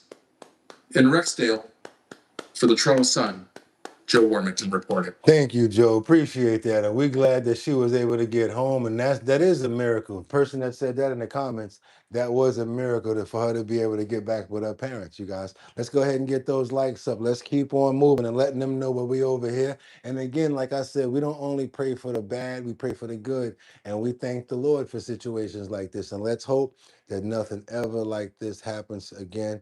And we're going to pray that whatever, or if there is any incidents that occurred, that she'll be able to get through it, get over it, and move forward in her life and have a beautiful life. Amen. Because that's not just one thing. She's got to deal with the situation and the stress of the possibilities of whatever happened to her while she was out there. Let's keep on going, you guys. We got a woman in Orlando. Her name is Deanna Harold. She's been charged with Daytona Beach. She crashed into a toll booth and killed the worker that was inside. Her name is Deanna Harrell. I don't even want to say the other words because they're just like too graphic. I don't even want to say this stuff. I'm going to let them say it. New details tonight. The one accused of barreling through a toll booth in Daytona Beach Shores and killing the worker inside is now in jail. Volusia County Sheriff Mike Chitwood says Deanna Harrell was drinking before she got behind the wheel and sped toward the shore. We did get new video into our Fox 35 newsroom today. Here it is, showing the moment Harrell was walked out of a healthcare center in handcuffs. The sheriff's office says she is facing charges for the death of 63-year-old Tammy Jo Baker. Fox 35's Chris Lindsay joins us live outside the Volusia County Jail now. So, Chris, it took days to get Harold into cuffs. Yes, it did, but the sheriff was clear from day one. He wasn't worried about how long it took to get the arrest warrant. Instead, he was more concerned that the department had everything they needed to charge her. What's up, Jordan? A young blonde lady. She was all over the road. Really bad. 35-year-old Deanna Harrell is now behind bars, charged with vehicular homicide 2 days after she allegedly hit and killed 63-year-old Tammy Jo Baker while drunk driving. Baker was working a toll booth to the beach. I don't know how that helps fill the void on that loss, but at least they know that the person responsible can't hurt anybody else. The crash was called. Well, I'm hoping so, because normally when it's situations like this, we get those manslaughter charges. We don't really get no real serious charges that we're supposed to see with the M word. You know what I'm talking about. On camera, and there were at least a dozen witnesses, but she wasn't arrested until today. The booth was on Monday. The state attorney's office wanted more evidence. We worked around the clock to go out and recover all the stuff we talked about yesterday, right? The video of her drinking, the video. Did you guys see the booth? Somebody's like, look at the booth. Of the crash, her statement. Plus, while being questioned, Harrell allegedly threatened to harm herself. She was sent to the hospital under Florida's Baker Act, and last night, hospital employees let her go. They're under no obligation legally to notify us because they claim it's a HIPAA thing. Soon after, we learned she checked herself into another mental health facility. According to detectives, that delayed things a bit, but since the warrant for her arrest had been issued, they were able to work with staff to take her in on Wednesday. She will see a psychiatrist when she goes out to the jail. She will get mental health when she goes out to the jail. For now, she's being held without bond. And as the legal process moves forward, Tammy Jo's family will be there every step of the way. We're thankful for whoever shows up, supports, because that's all that really matters, especially like during the morning time. They tell us they're glad to see the community is standing behind them. I like what you said. That lady, if she's been elderly and having to work them lose and then losing her life because of it, she should have been sitting on her porch with her pet. That's right, Adam Trebek. She should have. Shouldn't have been working at no toll booth. Should have never lost her life like that, especially after, after some tragedy like that. That's sad, you guys. Want to pray for her. Want to pray for her family. Want to pray for everybody who was affected by this tragic situation. And toll booth drivers out there, you guys be careful. I heard about a lot of them getting hit by cars and a whole lot of other stuff as well, and being taken out by those drunk drivers. You got to be careful out there. Pray for all of our toll booth workers as well. It's not them that's charging us, you guys. It's the cities. Amen. Sad situation there for her to lose her life at work. Terrible. So you don't know over the CBS News report. You know about this situation we reported yesterday, where Scott Peely is going to be responding to Barry Weiss, because he did get fired, right? I'm sorry, Scott Pelley, is that his name? Scott Pelley? Yeah. Remember, he got fired yesterday, you guys, from CBS? Let's go. This morning, 60 Minutes. Turmoil at an American institution, with questions over the future of 60 Minutes and larger tension at CBS News. As the war of words continues between veteran correspondent Scott Pelley and CBS News editor-in-chief Barry Weiss. Weiss defending Pelley's abrupt firing in an editorial call yesterday, saying, despite our attempts to engage with Scott Pelley and to find a way back, unfortunately, we weren't able to do so, and so we had to part ways. Adding, we did not want that to happen, but that's the path he chose. Pelley firing back, saying in a statement, no CBS executive at any time suggested a way back. To say so now is disingenuous, and they know it. Despite the tensions at the network last night, CBS Evening News anchor Tony DeCopel, who was appointed by Weiss, reflecting on Pelley's influence. He believed freedom of the press, to quote Madison, was the right that guaranteed all the others. Scott, from all of us, thank you. Many of Weiss's changes at the network have been. Somebody got asked an important question. That was 55 Coffee House, and I know the answer. She says, can bartenders call the police if they know someone is driving?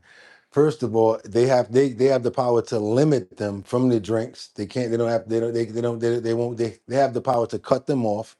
Secondly, if they feel like they are going to be possibly harm someone, they do have the power and the responsibility to call the police, because let's say something happens and they were at that bar and you served them that last drink. Now your bar is now liable for giving them the drink and not calling the police, because now they might say, well, you knew that he was drunk and you kept on serving him.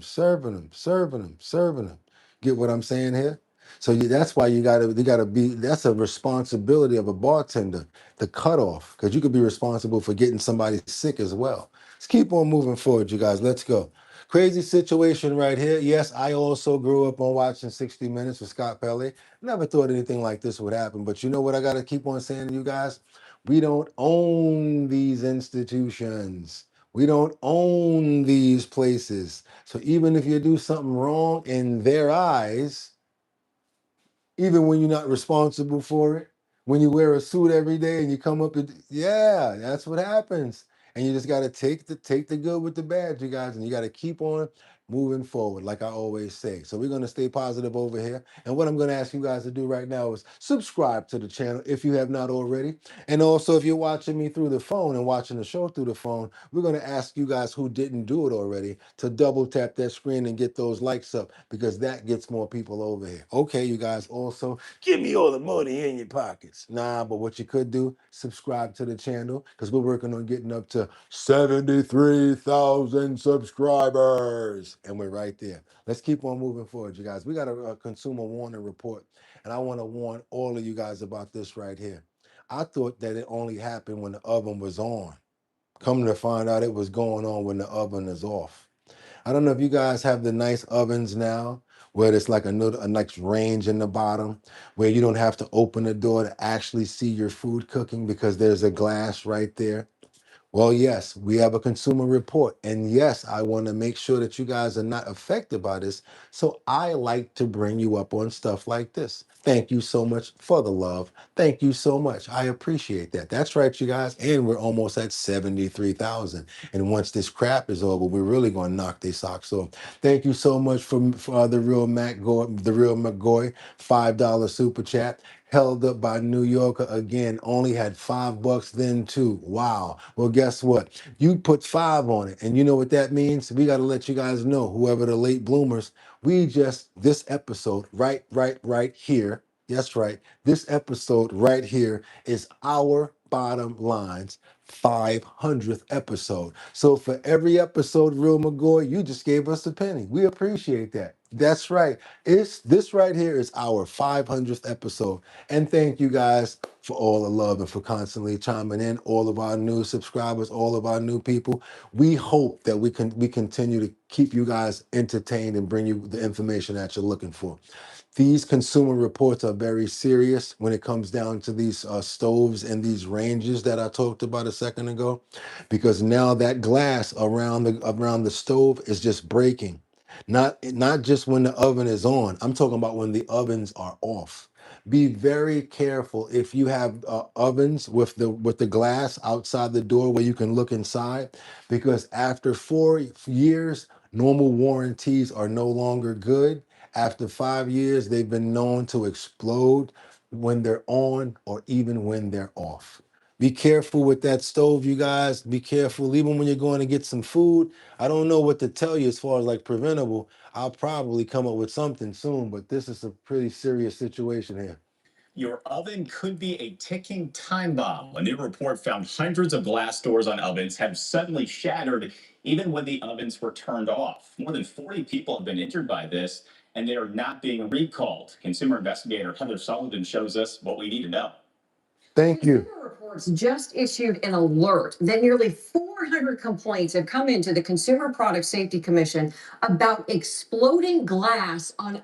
So this is why we do this show, educational. Why we always, Boogotti, keep on saying hit the like button to get more people over here to see this stuff. Oven doors, and it's injured more Thank than you, Jordan. people.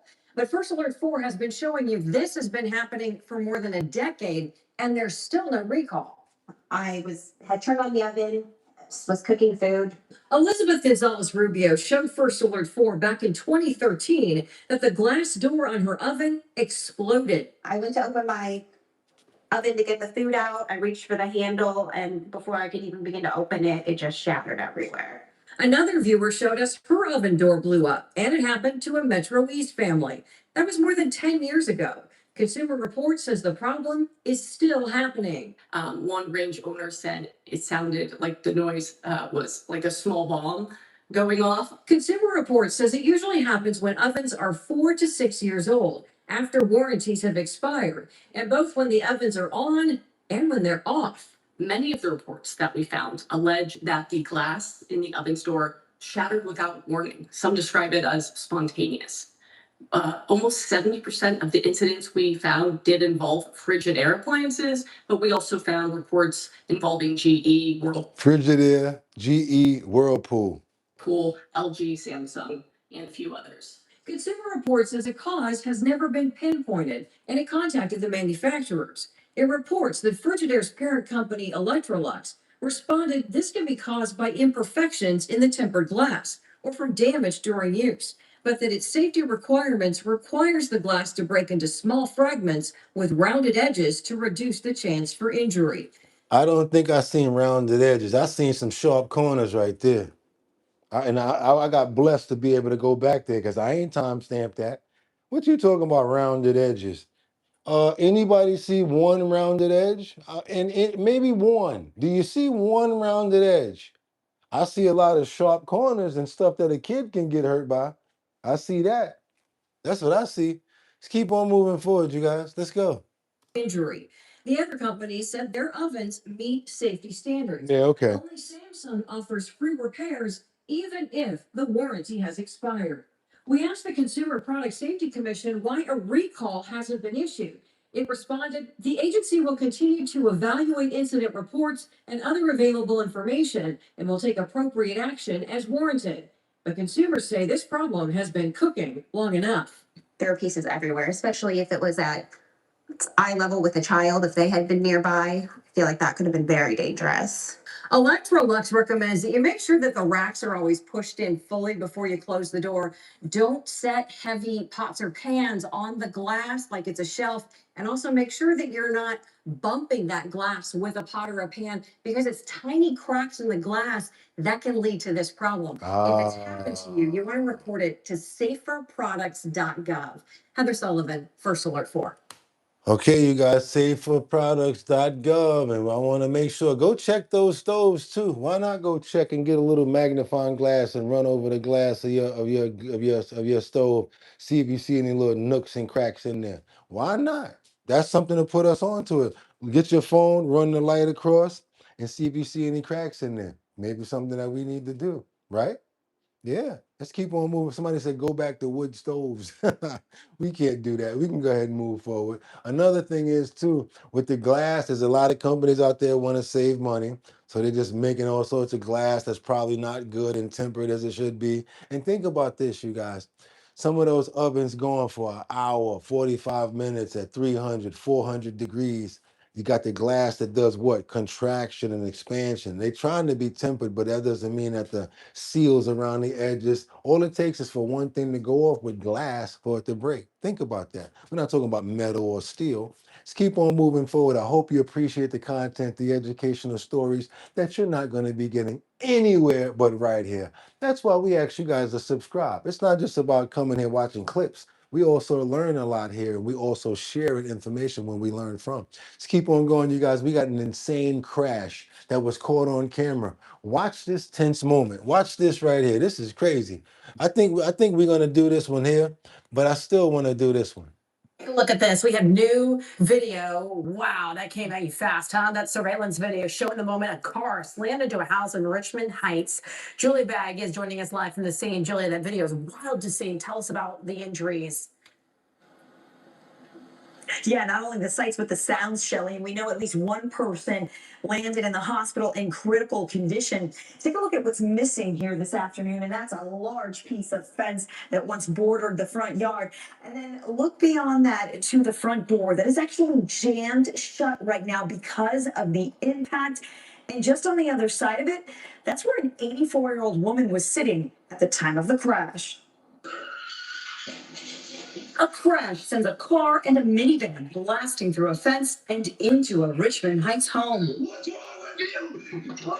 While one man stepped out of the minivan screaming, a woman in the other car had to be dragged out of the wreckage. Inside the home, Errol Gunter's mother had been in the living room. My mom was sitting right there behind the door. Miami-Dade deputies say the crash happened around 7 o'clock. o'clock last night at Monroe Street and Douglas Drive. Gunter got a phone call from his sister about what happened and rushed to check on their mother. But the front door was jammed shut. The crash left a gaping hole and cracks in the front wall of the house. I'm like, the first thing I did was run to we can't go to the front door, so I run to the back to see if my mom was okay. That's God is good. God is good. Yeah, they could have been worse. Well, his mom was okay. And guess what? The truth is, that's what a home is for, to protect you, ain't it? And that's what that home did. Rescuers showed up and tended to the drivers and passengers who ended up in the front yard. Paramedics carried away a woman Gunter said had been riding in the front seat of the sedan. We got a couple of suggestions here. Somebody said we in the same boat. It's the Mercedes. Who's surprised? They was listening to Onyx. Also, how'd that happen? Wow, crazy, right? Yeah, Onyx. Now take a look at something else. This gray SUV parked in the front yard. This was there at the time of the crash, and family members tell me it's thanks to that car being parked there. It actually prevented more of the two cars coming into the front of the house. In fact, Errol Gunter telling me that if that car were not there, perhaps that minivan may have slammed into that front door. And of course, we know his mother was just on the other side of that. Again, she is okay. Several people did go to the hospital, at least one of them in critical condition. I tell you one thing, that was a good build. They definitely built that sucker strong. Go ahead and put that up. Oh, y'all guys want to see what's going on with this lady with this red dress right here? Is this what you guys were talking about? The lady with the red dress? Okay, if you guys want to get into this, we already talked about this yesterday. But you know what? I could bring in a couple of people that don't know about it. All right, let's do it. Let's go ahead and do it, because if you pump gas, you might want to be on the lookout for the screw inside the nozzle trick. Let's go, you guys. Let's get on over to Chicago. Warning the next time you get gas. West Suburban Northlake police say scammers are trying to steal gas directly from your debit or credit card. Now, here's how the trick works. Scammers jam a small screw into the gas pump's nozzle cradle. When you finish pumping your gas and hang the nozzle up, the screw blocks the lever from closing. The pump thinks you're still fueling. So once you drive away, a thief waiting nearby pulls up and fills their own tank using your card. Or two or three more people. Jam pump. Alert the gas station attendant immediately. Yeah. There are people that believe that the people like the agents and the owners of these gas stations have something to do with it, and they're complicit. I'll tell you that, because the other day I saw this one man breaking on this one gas man. Take that one out too. Take that screw out too. Because they had screws in a whole bunch of the different ones. Yeah, you guys, y'all got to be careful out there. They're trying to rip us off everywhere. What's your solution, Jordan? Let us know. That's smart, ain't it, to try to rip people off, ain't it? That's crazy, ain't it? Somebody said, I like the way that View Star said it. That's screwed up. Yeah, scammers be on it. Look at that. Clever thieves out there. Look at that. Yes, we're serious right now, Sebastian. And thank the person that said, what was up with the lady with the red dress? Because I wasn't even going to play that video, because we played it yesterday on a different segment. But since a lot of people missed it, and I want people to know about stuff like this, it's all good. Make sure you're paying attention when you take that nozzle out. Or just start pumping your gas. Well, let's keep on going. We got to get on over to where there was massive police presence, and this continues to be at Eisenhower Expressway after one person was found unalived in their SUV. No, y'all, don't do it. Don't come on now. Y'all gonna walk up and say, hey, there's already a screw in this thing. Go. Don't do that, because you're only adding to the drama. Notify the person inside, get that screw out of there, help that person out. Let's keep on moving over to Chicago, you guys. Well, where this situation happened, that was crazy. They shut down part of the highway because of this. Anybody in Chicago know what happened with this? Great to have you with us. I'm Joe Donald. Let's get right to breaking news. A deadly mystery on the Eisenhower Expressway. The busy roadway closed now for 7 hours. The FBI, state police, and a bomb squad all investigating. Our SL Rizai live over the expressway. And SL, it doesn't look like this will clear anytime soon. It's a mess out there. Yeah, Joe, that's right. It impacted the morning rush hour, and now it's affecting the afternoon rush too. The FBI, as you mentioned, showing up here within the last couple of hours. Take a look. You'll see a group of them gathered near the left shoulder there. Officers have been focused on an SUV that stopped in the left lane, surrounded by shell casings. It's not far from where those FBI agents are standing. The car is blocked by law enforcement right now. It's under that white tent that's over the scene. This investigation has been active since about 10 o'clock this morning, with this portion of 290 completely shut down. They're advising that under Westchester Boulevard there was some sort of explosion. You can see a massive response from state police and neighboring law enforcement agencies on 290 near Manheim Road. Hundreds of cars stopped behind two police lines in either direction. The bomb squad appears to approach the car first. Then we saw other officers get closer, eventually securing the scene and putting the tarp over the driver's side. We heard officers over police scanner radio say someone was found dead inside of a car stalled on the expressway. DOA and this believe gunshot wound. Drivers were gridlocked for hours after police shut down inbound and outbound lanes, including a stretch of Manheim Road. One driver posting this picture on social media showing two pizzas on the hood of his car, captioned lunch date 290. Once finally out of the traffic, he told us, I didn't have no choice but to get a pizza.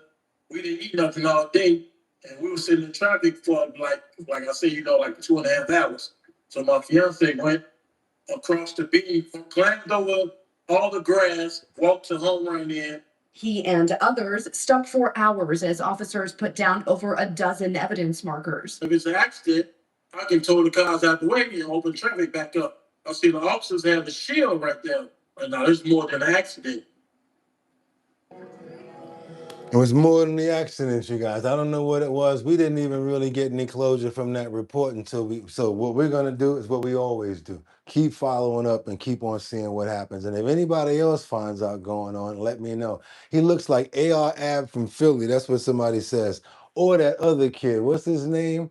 The one that was going back and forth with DJ Envy and beefing with Envy and them. The one that's beefing with Envy, he looked more like him. He got a YouTube show too. What's that other guy's name, you guys? Y'all know what I'm talking about. Y'all know what I'm talking about. He's got a YouTube show too, and him and Envy were going at it for a while because of Cesar Pena. You guys know what I'm talking about. Let's keep on moving forward. But that was a good call out right there. Let's keep it over in Pennsylvania since we're there. We got a volunteer firefighter who's been accused. Can't believe this, you guys. Accused of arson, a spree. I guess they say if you want to be a part of, if you are going crazy about something, you might as well be a part of it. So I guess this is something that he really was enticed about, wanted to really be fathomed about. So instead of him, trying to be a fireman or something like that, I guess he wanted to be a volunteer fireman so that he can use the access to do craziness. Yep. Pennsylvania, they finally caught him. They're accusing him of arson. Let's keep on going forward, you guys, of a spree of arsons. Tonight, police say the soaring flames breaking out in this Philadelphia suburb were the work of a volunteer firefighter. 3 separate spots, prompting officers to ring this doorbell, warning nearby homeowners in one location, and first responders screaming for families to evacuate in another. All of it part of the 30-hour arson spree. No, that's not cool. A 30-hour arson spree, you guys. This is not funny. I'm talking about these flames went up intense with the winds blowing really bad. According to Pennsylvania police, ignited by 29-year-old Justin Shawley. They say he worked for the very company in Souderton, Pennsylvania, called in to stop the flames. And that Shawley actually responded back to the fire scene in 2 of the calls. That fire company tonight telling us he's been suspended. According to a police affidavit, Shawley admitted to setting fire to wood logs at one location, then moving to a detached garage barn a few miles away. The flames raging feet away from 2 homes with 10 people inside. Police say Shawley believed an employer who fired him in 2025 lived in close proximity to that location. Then finally, cries from a child coming from a 3rd neighborhood. Shawley is currently behind bars, and his attorney told NBC News he had no comment. Police say they were able to track him down using a license plate reader and uncovered several wood logs, lighter fluid, and a fire radio in his car. The 29-year-old facing a slew of charges, including arson and reckless endangerment. Sam Brock, NBC News. We thank you for watching it. That is crazy. Showed up at two of them himself to help fight them. Had the nerve to have some nonsense. He talking about he had lit up some wood logs and they caught him. I'm glad that they caught him, and I'm so glad that nobody lost their lives and they got those babies out of their homes before it got tragic. Sad part about it is a lot of those homes went up in flames. And a lot of those homes, believe it or not, did not have home insurance. Yeah, sad part about it. So yeah, they're out, you guys. They're out. Amen. Sad situation. Oh, they left, but they got out with their lives. But a lot of them didn't have the money to have home insurance and all of that. So they're stuck. What they gonna do? Terrible situation right there. He deserves to get the yeah, get it. We gotta. Anybody know what Aiken County is? Because we go everywhere. We got to get on over to Aiken County. You guys see this situation on the road over here? Luckily, this man was driving when he was, because if it wasn't for him, this girl would have been kidnapped. That's right. He's trying to kidnap me. Truck driver saves a woman from alleged, yeah. All of a sudden, this lady, she's this young girl, I guess she's somewhere minding her business doing something, and this man approaches her. He has a car. He comes up to her and says, "You're under arrest." Puts handcuffs on her, puts her in the back of his car. He drives off, takes her real far. Next thing you know, he gets out and starts rummaging through his trunk. What is he rummaging through his trunk for? She ain't wait around. Hit the bricks and got up out of there. Starts running, and then she ran into this man. Luckily, she did. Oh, by the way, did I tell you that the man was acting like he was a police officer? Yeah, y'all, come on. He's trying. Yeah, let's go. Aiken County 911.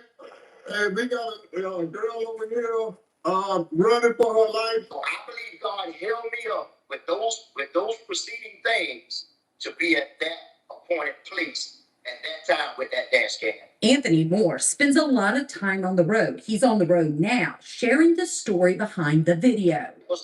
Been around close to break of daylight, 7 o'clock, somewhere close to that area. He was driving along Williston Road when suddenly a young woman ran out near Boggy Gut Road. She was running on one side of the road, trying to run over there, run to the other side of the road, trying to run over there. She said, "Help me, help me, help me. He's trying to kidnap me." And the car is following her on both lanes. So you know something going on here. Investigators later identified the driver as 39-year-old Jonathan Willard of New Ellington. So when she got to my side of my door, he pulled up beside and said, "I'm law enforcement. Show me." He didn't show me the badge. He just held it up. Just held it up sideways. And He said, "I'm with law enforcement," and held some bad sideways. he said, "I'm with law enforcement," and she just jumped out of my car. She said, "No, I didn't. You tried to kidnap me." Another driver stopped to help, calling 911 as he walked up. "That man trying to run her over?" And guess what he did as soon as he got out? He's like, "That man trying to run her over?" And guess what he did? Got to hit the gas and got up out of there. When I came up right out, I'm gonna get her with a cop now. Yeah, the handcuffs on her. He can't be legit because hell no, he's in a damn the white Cadillac, right? Anthony says the Cadillac took off. He said he can't be legit. He said, "Hell no, he can't in a white Cadillac." Leaving the young woman with them on the roadside. Yeah, you want to come sit on this little hill right here? You need to sit down. I'm afraid you're gonna pass out. I wish I had a way to get these damn things off of you. Can you remember what he was wearing? Oh, I got the handcuffs off. And I said, "Do you have a phone? And can we call somebody other than 911?" And they sent him the cops and the rescue squad. She said, "He has my phone and my diploma." She said, "I said, your diploma?" She said, "Yes, I just graduated yesterday." And she was just frantic. She wasn't talking like I'm talking to you now. The young woman told dispatch she wanted to stay at her dad's house after graduating on Thursday. She was walking home to her mom's the next morning when a greenish-white Cadillac DeVille stopped her near the corner of Banks Mill Road and Club Drive. She said that car came out of some kind of a park that's on the road where she was walking. And he ran up to her and said, "I'm with the cops, and I got to take you in." Handcuffed and threw in the back seat. I said, "Well, how did I?" And I said, "Where was this?" She said, "Way on North Aiken side." I said, and he brought you way out here? She said, yeah, he pulled in that road. And she said, he left his door open, and when he was pulling around in the truck. And that's when I jumped out of the car and ran out in the highway. That's when I saw him. So yeah, he lucky. She lucky too. When he pulled over, I don't know what he was going in that trunk to get. Luckily, she said, "You know what? I'm not waiting to find out." And the good thing about it is, they got him, you guys, and that's right. They got him. He's been arrested, and hopefully, nothing like that is going to happen again. Want to pray for the fact that the man was there to help her, to save her. So many people pulled over to the side to get involved, but he had no choice but to get out of there. Please, people, if anything ever happens like this, where you see a situation like this, help somebody, pull over, get involved. We appreciate them so much for what they did. And we want to thank the Lord that she got out of there with her life and she's safe. Hopefully, any sort of physical or mental things that she's dealing with, she can get through that too. 100% is what we're praying for. Amen. Just keep on going forward. I don't know. Somebody in the comments says North Carolina and South Carolina is going at each other with the news now, huh? You guys believe that? Well, guess what? If you do, let's double tap that screen and get those likes up. And also, give me all the money in your pockets. Nope, I know you just got paid because it's Friday. But what I really want you to do, let's double tap that screen and get those likes up. It gets many more people over here. So if you're watching from your phone and you have not already, boo boo, that's it. That's all it takes. 2 taps on that screen, double tap that screen and get those likes up. It gets more people over here. And also, you guys, I don't know. You tell me, is that a good video to show a young girl, maybe your daughter or your niece, or maybe, your grandniece? I want to know. Do you think that's a good video to probably let them know? Watch out for this. This is why I text you all the time. This is why I keep on telling you to call me. And you need to understand that's why they need a phone. Yep. Let me ask you guys. Yes, if you believe that this is a good teaching point when it comes down to a video like that. No, if you don't think so. If you think it's a good idea, let's go ahead and get those thumbs up. Good idea to show this to the kids so you can explain it to them in real time, to let them know that it's not you that's being hard on them. It's not mom all the time. Or do you guys think it's probably too early and something that they probably shouldn't know about? Let me know. Yes, it's a good video, definitely. 72.8 subs. Let's go. That's right. We're almost there, you guys. What else we got? Thumbs up, thumbs up. Yes, times 10. Thumbs up. Where's the Crime Stoppers at? Okay, I just watched a case like this, the same situation from Europe. So yeah, so Kira, you need to let people know about stuff like that. Okay, so we're going to keep on doing stuff like that so that we can do what Winter says. Gotta show examples. And Mary Tanner says, yes, I have 3 daughters and it's scary out there. Let's keep on going. Let's get on over to North Carolina. There's a reward now that's being offered for the search of an escaped inmate in the Vance County. 2 inmates, you guys, they escaped. Let's see what's going on with this. What's going on in the Carolinas, y'all? What's going on down there? Well, happening right now, a award is being offered for these 2 men. Officials say Michael. Now, I don't know what the hell is going on with his forehead or with that bull brow that he got going on. But the first thing he need to consider is cutting all of them doo-doo locks off the top of his head because he looked like El Fulio. Let's keep on going, y'all. Miles and LaShawn Knott escaped the Vance County Detention Center this afternoon. Investigators tell us they're asking for your help to track them down. CBS 17's Greg Funderburg has been following this story. And Greg, how much are they offering for any tips that can lead to their capture? Well, Rod and Angela, just a short time ago, we learned that the Vance County Crime Stoppers and FBI, they're offering up to $20,000 for each of the escapees. And tonight, they're telling folks in Vance County to remain vigilant and lock their doors. What's crazy is when y'all heard $20,000, a couple of people said, hold on a minute, 20 what? All of a sudden y'all start saying, there's fear and darkness all around you. The criminals are on the run. Who you see hanging in the dark? Y'all ready to hunt them down y'all ain't the dog, but y'all ready to turn into bounty hunters, huh? 20,000, 2 people, 40 grand right about now? Shit. Y'all had some Amazon workers out there looking for them for 40 grand. I seen them over here. Come on. I know y'all ain't playing about no 40,000. Right now, Vance County investigators are looking for 33-year-old Michael Miles, also known as Mike, and 21-year-old LaShawn Knox. It's a search that has folks on edge. I was really shocked. Investigators say the escape occurred around 2 o'clock Wednesday afternoon, and in a release describing both men as armed and dangerous. Investigators haven't disclosed how the two managed to get out, but went door to door at homes near the jail asking if anyone saw anything. One of the sheriff, I think he said his name was, and the FBI guy came by, and they asked my mom, did she see anything? I looked at the footage on the camera and all that. They didn't see anything. The Vance County Sheriff's Office is coordinating with several assisting agencies, including the FBI. Authorities are urging the public to remain vigilant.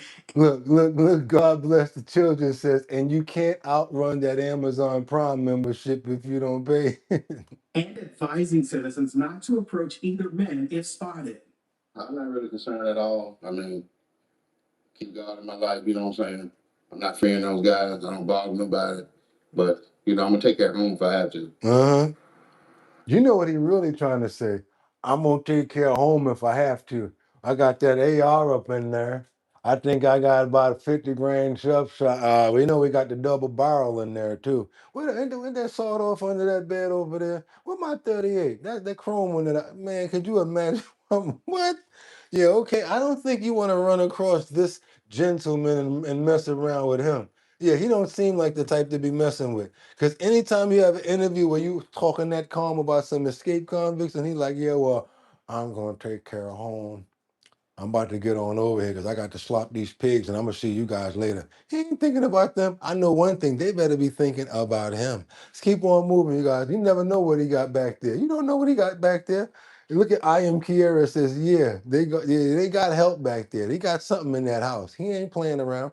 But you know what we about to do right now? We got to do it like we always do. We can't leave without doing this. And if I can make it there, I'll make it. Bum, bum. Anywhere, it's up to you. New York, New York. Especially if you're trying to pay your rent. Now I'm talking about because nowadays, woo, everything is so expensive. You got people turning into scammers. You got people turning into thieves. You got people out here doing whatever. You guys got to be careful because they're doing a lot of this under the cloak of the darkness at night. Be careful, you guys. Got a situation in none other than Brooklyn's in the house. Did you say Brooklyn? Hold on a minute, Boogotti. You said Brooklyn, didn't you? Hold on a minute. Oh, yeah, because you better have a pass when you cross that bridge. Welcome to Brooklyn. Got a situation where a $100,000 worth of something was in a safe and they stole it out of a Brooklyn business. The suspect is linked to multiple thefts. I'll tell you one thing. I don't know about having $100,000 worth of anything inside of a case that looked like a microwave box. Are you kidding me? If you got $100,000 worth of anything, can the safe be worth maybe 10? How about making the ends justify the means? You don't have $100,000 inside of a box somebody can walk with. Come on, you guys, let's check this story out right here.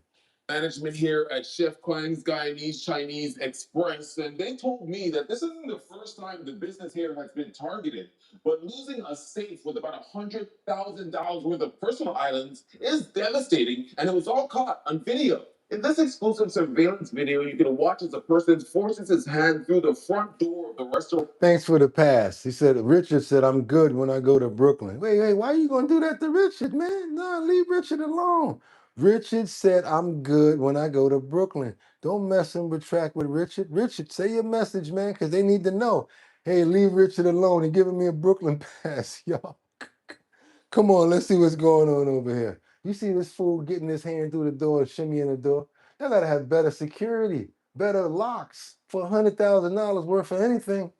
On here on Crescent Street. He then puts on a face mask and squeezes through an opening. Minutes later, another camera outside shows the person walking across the parking lot carrying the stolen safe he got from inside there. Staff at the business didn't want to go on camera, but confirms the safe did not contain cash. Police believe the man seen in these photos may be connected to two other break-ins last week, one happening in Queens on May 24th, and another also in Cypress Hills just Saturday night on Conduit Boulevard. We spoke with with an employee who works next door to the restaurant. He says he saw investigators at the scene the next morning and wasn't surprised to hear about the break-in. I could expect stuff like that to be happening right at this time anyway.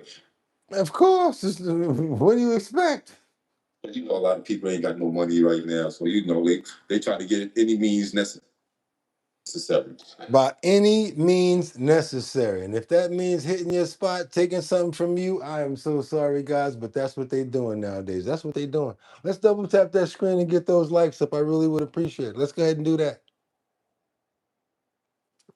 If you have not subscribed to the channel, what are you waiting for? Had to clear my throat because we've been going for a little while now, but that doesn't mean nothing. This is our 500th episode. We're supposed to have some fun today. Let's get on over to Miami-Dade. This is a crazy one right here, you guys. What do you guys think about those BBLs? BBL Drizzy, BBL Drizzy, BBL Drizzy, BBL Drizzy. Baby, I'm Drizzy. Y'all remember that song? Came out when they was doing that beef. Well, guess what? It's the perfect song for what's going on right now. That's right. Let me clear my throat. That's right, you guys. Anybody know that song? Because this one lady, I think she's been singing it for too long. You know, some people just can't get over that big butt craze. You ever see the ladies out there with that comb over, with that ruffle over the legs? I'm talking about the ones that they go to get the BBL put in, but their lollipop then went too far and it went over too far where now it's draping over the legs, where they got this sagging wagon going on. Or some of them you have sitting up too high, or you got the ones that go in too far. They don't even understand, to be honest with you, ladies, and I hope you did. I know ain't nobody sitting here to deal with that. We like the natural. Yeah, we actually do. Don't get us wrong. We'll look at that or whatever like that and say, whoa, that's kind of crazy. But me, myself, especially when I start seeing the cuts and the lines from the surgery, I've been cut before. So I think about stuff like that. And I think about that. Even when you lift it up and they got that cut line right there and it's all dark, ooh, I don't like that. I'm good. Keep that. Keep that over there. And ain't no cocoa butter, shea butter, or nothing to be able to move them marks. MB ain't doing it. Sorry. Ain't gonna happen. So I'm good with that. And wait a minute, we got some people in here that's going against me. Let's go. I love when people go back and forth. Jordan says, speak for yourself, Gotti. That's right. Speak up. If you like that big old inflated stuff, hey, I ain't mad at you. Some people don't even care. What I walk into, I overslept. Yeah, I'm telling you guys what's going on, Just Joy. We about to talk about the BBLs. I ain't talking about the regular one. I'm talking about the BBL Drizzy. BBL Drizzy. What do you guys think about that? Because we got this one lady in Miami. She just can't help herself. I guess I know why. They make a lot of money off those BBLs. Me and my ex used to call it 5,000.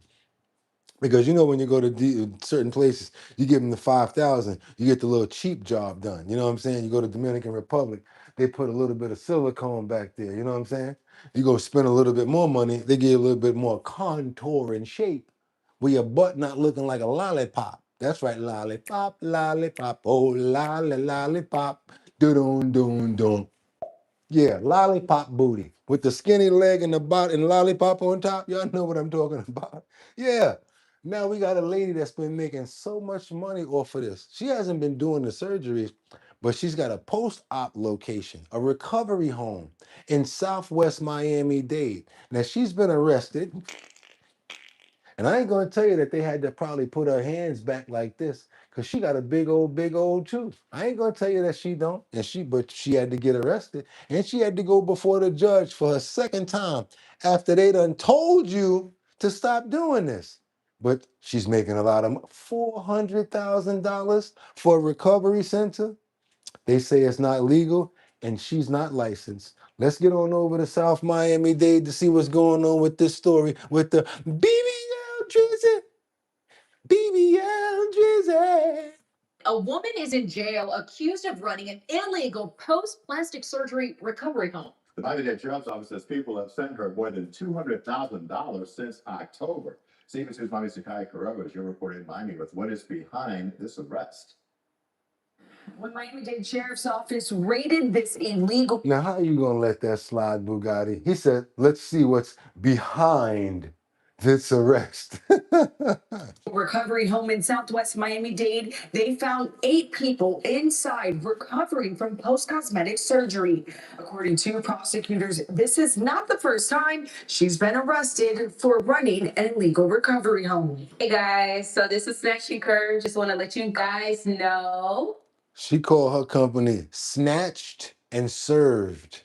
So she done snatched it and served it up better. You see, she got a BBL too. So she's not like, she's just like Cy Sperling. Not only am I the spokesperson, I am also a client. Look at the BBL. There you go. I'm super excited because we are #1 top post-op provider in Miami, Florida. Harry's Now, fast forward. Smith has traded in her scrubs for an orange jumpsuit after the Miami-Dade Sheriff's Office says that she was running an unlicensed post-cosmetic surgery assisted living facility and unlawfully disposing of bodily fluids. Yes, you guys did just see that. You saw a lady laying on her top with her boom boom in the air because they got to sit and be a certain way for a certain amount of time. They might have to sit in a chair. But they sit in the chair backwards and they ride in the car to a different direction. And she was also arrested for disposing of bodily fluids in a non-humane way. All of the fluids that are running off from all of the swelling and all of the operations from all of the various different people. Let's keep on going. Again, violation of litter law, illegal disposal of hazardous waste, injurious nuisances, injurious to health, and failure to track biomedical waste. In the arrest affidavit, detectives revealed that they found 8 post-op patients and 2 employees at this home on Southwest 132nd Court and 215 Terrace. Deputies say patients paid an average of $300 per night to stay at the location, which included bathing, dressing, eating, personal hygiene, and medication. $300 a night because you gotta sit there. You gotta heal up. That thing could probably take you 6 weeks to heal up. You know how much money they're making in 6 weeks? There's complaints from, I guess, customers about there being overcrowding, clogging the station, rodents. It appears that she's not properly taking care of the medical waste. According to the prosecution, Smith, who appears all over the company's Instagram page, Snatched and Curved, was previously arrested for similar charges in 2023. But in court, Smith says she has been working on getting her business up to par. I got educated, hired a consultant. The consultant said as long as you're not providing all 3 services in the state of Florida, which would be services, care, and housing, that you could continue. On top of having to post bail, Smith will have to prove financially where the money for her bond is coming from and that it is not money from her recovery home business. In Miami, Nakaya Carrero, CBS News, Miami. So they might jam her up to the point where she can't use any of her own money, and she might have to do what? Woo! She might have to seek a legal aid lawyer. That's something that you do not want to do when you got a case like that. But there's no buts about it. I hope that once all of this becomes behind her, she'll be able to see this as a thing in the past, as a thing of the past. And as she walks away, there'll be no buts about it. I'm just playing with you guys. Nothing but lies. She's asked out. Oh, good one right there, Jordan. What else you guys got? Should have had an LLC. That's right. Should have had an LLC. Let's keep on moving forward, you guys. Liberty and Justice says thumbs up. Let's go. Let's get to 300. Double tap or hit those likes. That's right. Hit those dots. 6 more likes, you guys. And also, while you're at it, hit that super chat and put $100 in there. No, I'm just kidding you. But what would be nice is if you subscribe. And if you become a member, that would be even better. Let's keep on moving forward, you guys. Let's go, because now it's finally to get you guys to what you've been waiting for. If you've been here this long, that means that you're waiting and you're trying to get to one of these segments to try to learn something that's educational. We got a couple of different segments today of the health and wellness section, But the only thing about it is, I wanted to talk to a couple of different people today. Thank you for the love. I see the hearts going up. I care about the hearts. There we go. Look at that, limited liability cushions. There you go. I like that. Looking so handsome today, Bugatti. Thank you so much. We just hit our number 500 episode. Today is our 500th episode. So congratulations to everybody that's been here since day one, all of our new subscribers and our members. That's right. If you're chiming in today, if you hit that membership today, subscribe today, you're subscribing and joining on the 500th day of our bottom line. Every single day we do this, you guys. Let's go. Anybody interested in knowing about type 3 diabetes? Because there's a type 3. That's right, there's a type 3. You guys never heard about it before.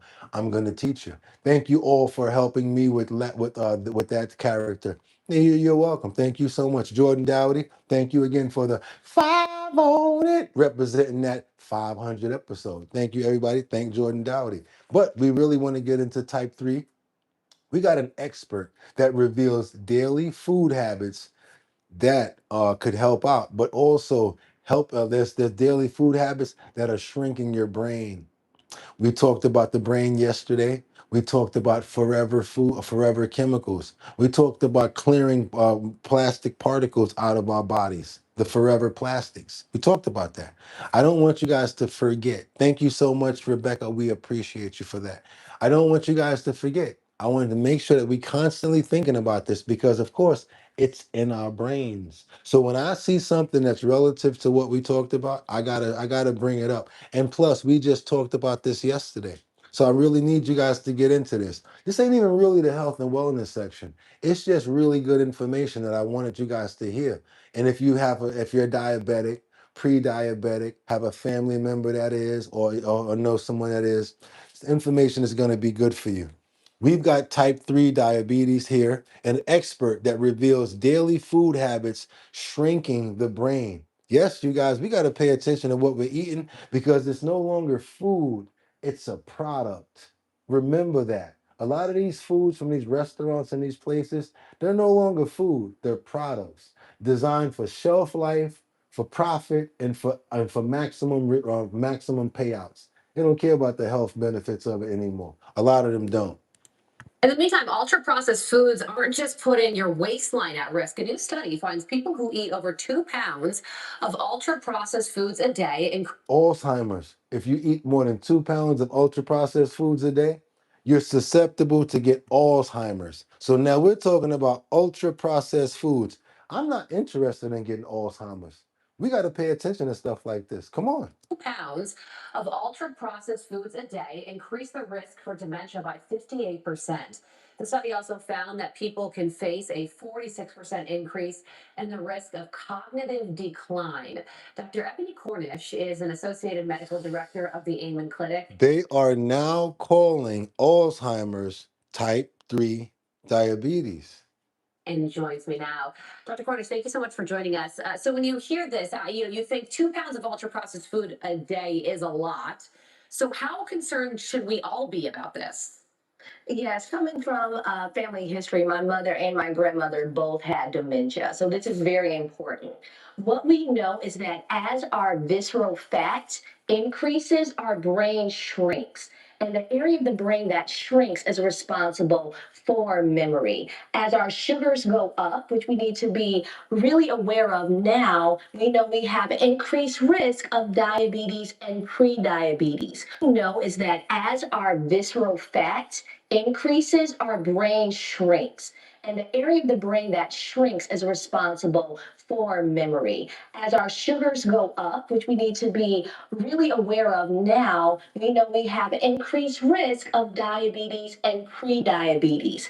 We are now calling Alzheimer's type 3 diabetes. So all it takes is one good step at a time. Now, women have 2/3 the risk factors for Alzheimer's and dementia. So moms, it's time to think about making those healthy breakfasts this morning, because as we increase inflammation by not taking care of our gut, our brain function decreases. So I always tell my patients, remember when these are plants for me. These are plants for me. They're planting seeds for me right now. They said something about the gut. I'm going there. I never did anything about the gut because I wasn't really, but now guess what? We're gonna do an episode tomorrow about the gut. Because of why? Why? Let's pay attention.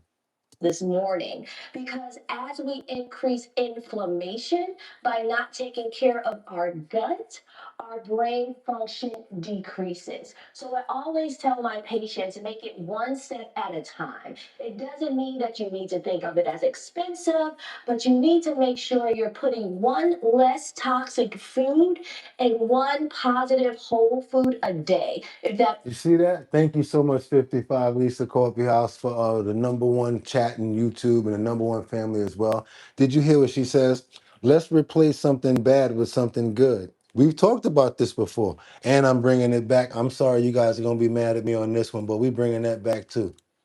But you need to make sure you're putting one less toxic food and one positive whole food a day. If that means an egg, if that means avocado, if that means an omega-3 rich food every single day. If you can afford the processed foods that are there, you gotta think of the cheaper alternatives that are realistic, like the frozen vegetables, like the canned foods, like those things that can serve you and your family and your brain better. Yeah. What I find, a lot of people think that you need to start thinking about brain health later in life. And that's one thing we do at AIMIC clinics is that we look at brain imaging because we know that there are changes that can occur in the brain way before symptoms of Alzheimer's and dementia present. So loving that gut of yours is loving that brain. Yeah. Because none of us want shrinkage. Dr. Cornish, it's all connected. Absolutely. None of us want shrinkage, fellas. Just a joke, but none of us want brain shrinkage at all. Again, thank you for the love and support on our 500th episode. Thank you so much, Rosie O. Woods, for showing love. Thank you so much, Rose Wood. Thank you so much. We appreciate you. And you guys are getting anything out of this? I hope you're getting something out of it. Yeah, you know, in the about a minute that we have left, I do want to get to this because it's important and hopeful.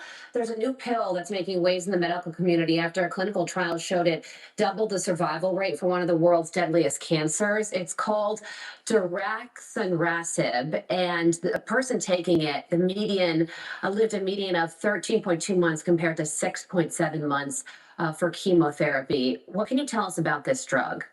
Yes, it's a blessing. And what it does, it helps with pancreatic cancer, which we think is one of the most deadliest cancers available without many treatment options. It works on RAS, which is like the gas pedal that keeps those cancer cells replicating. So this provides hope. Even though it's not available now, it will be soon. And it provides so much hope from those people who are struggling with pancreatic cancer. And we are very excited about it. This is the drug that former Senator Ben Sasse is taking, and he says that it's decreased his pain and decreased his tumor size by 76%. So Decreased his pain and decreased the tumor size by 76%. You guys, why don't we take this information and pay attention to it? Yes, the gut and the brain are connected. You know what we're going to do right now?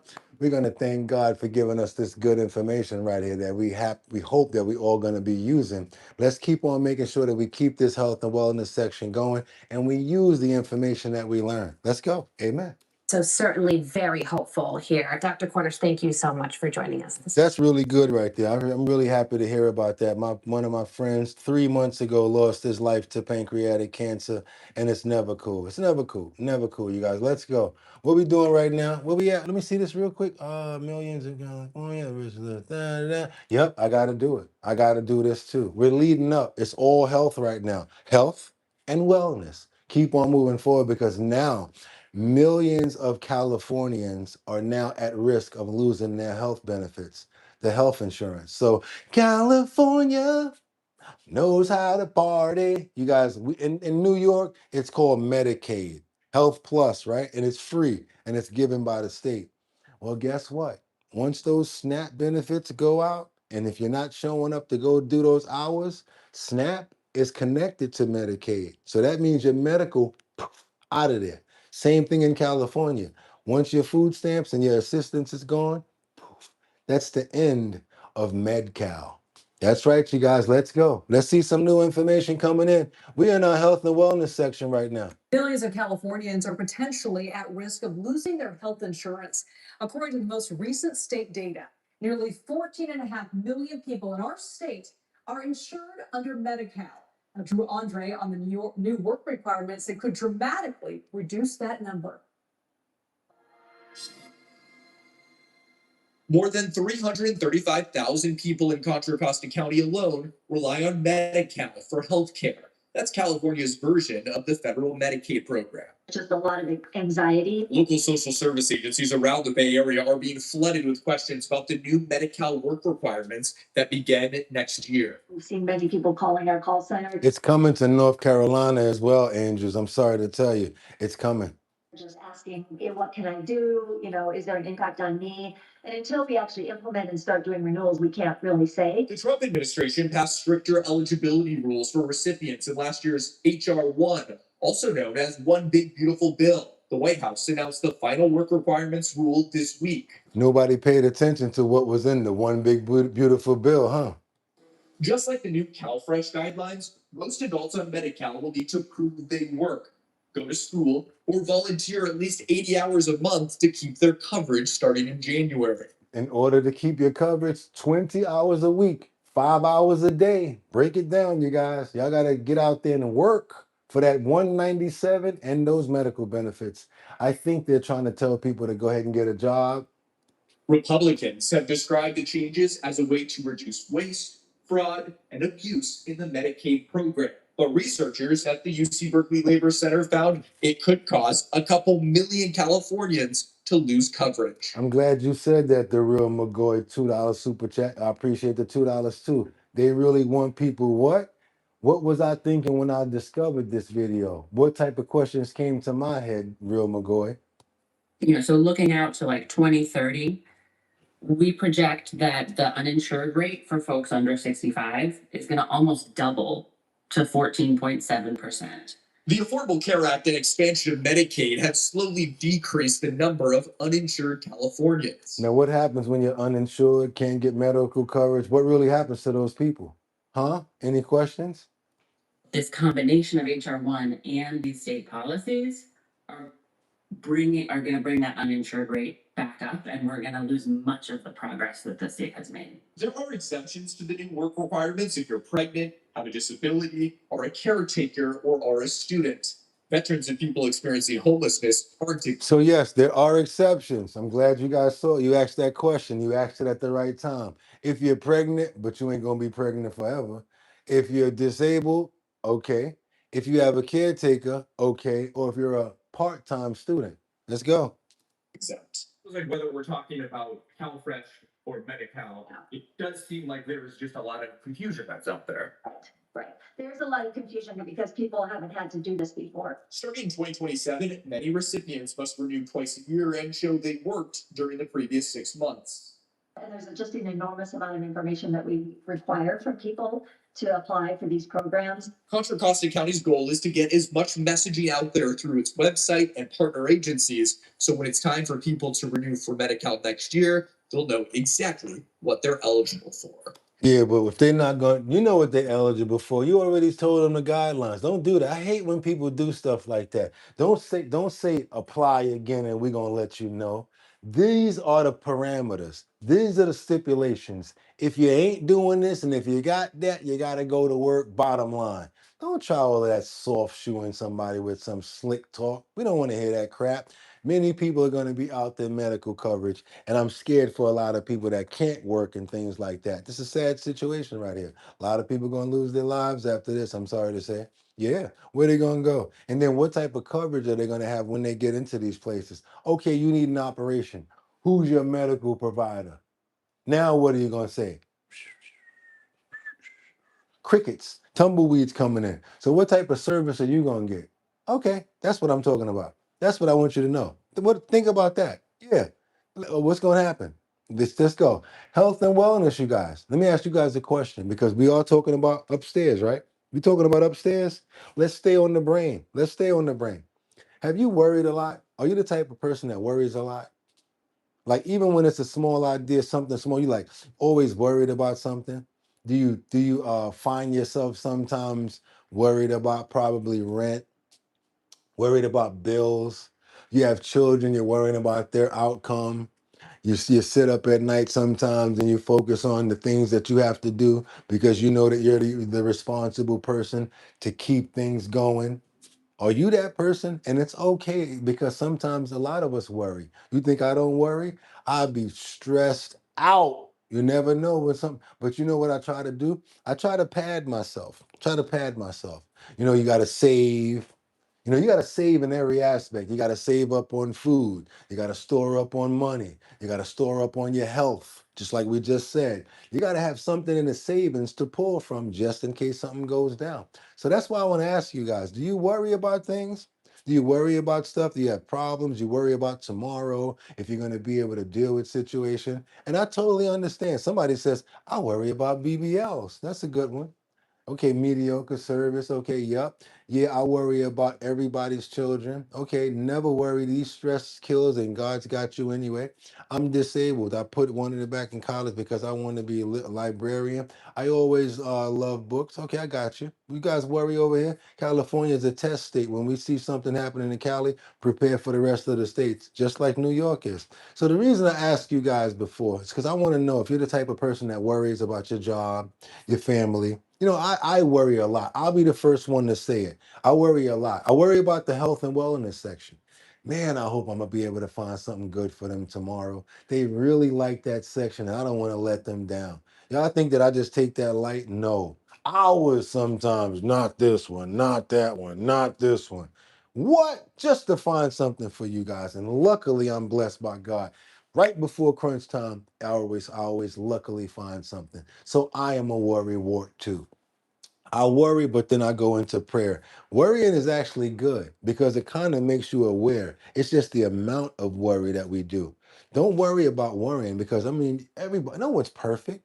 Everybody worries about things. I'm just going to try to figure out some ways that we can worry less and try to make things easier on us. Because most of that worry, we're making it happen to ourselves.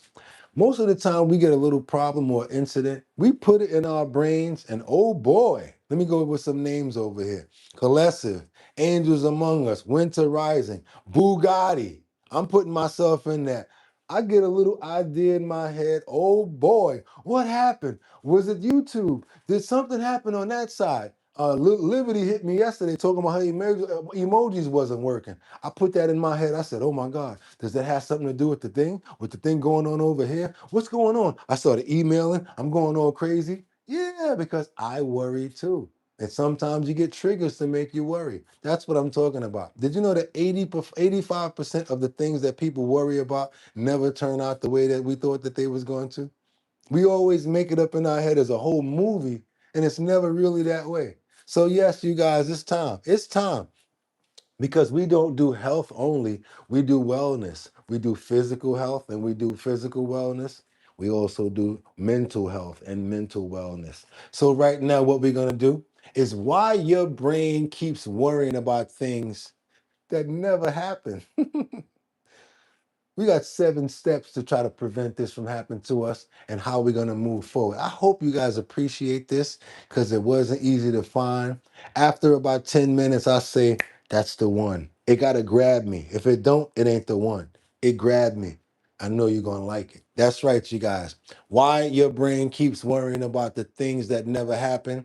And this is from the simple ways of life. Because sometimes life is not as complicated as we make it. Sometimes it's more simpler. Let's go. That's exactly why I don't worry. The herbal, that sounds good. Sounds good. If you don't worry, I'm worried that you don't worry. When a person doesn't worry, I'm worried about that. You mean to tell me 100% of the time you don't worry about nothing? I'm scared of you. You get what I'm trying to say over here? Stop it.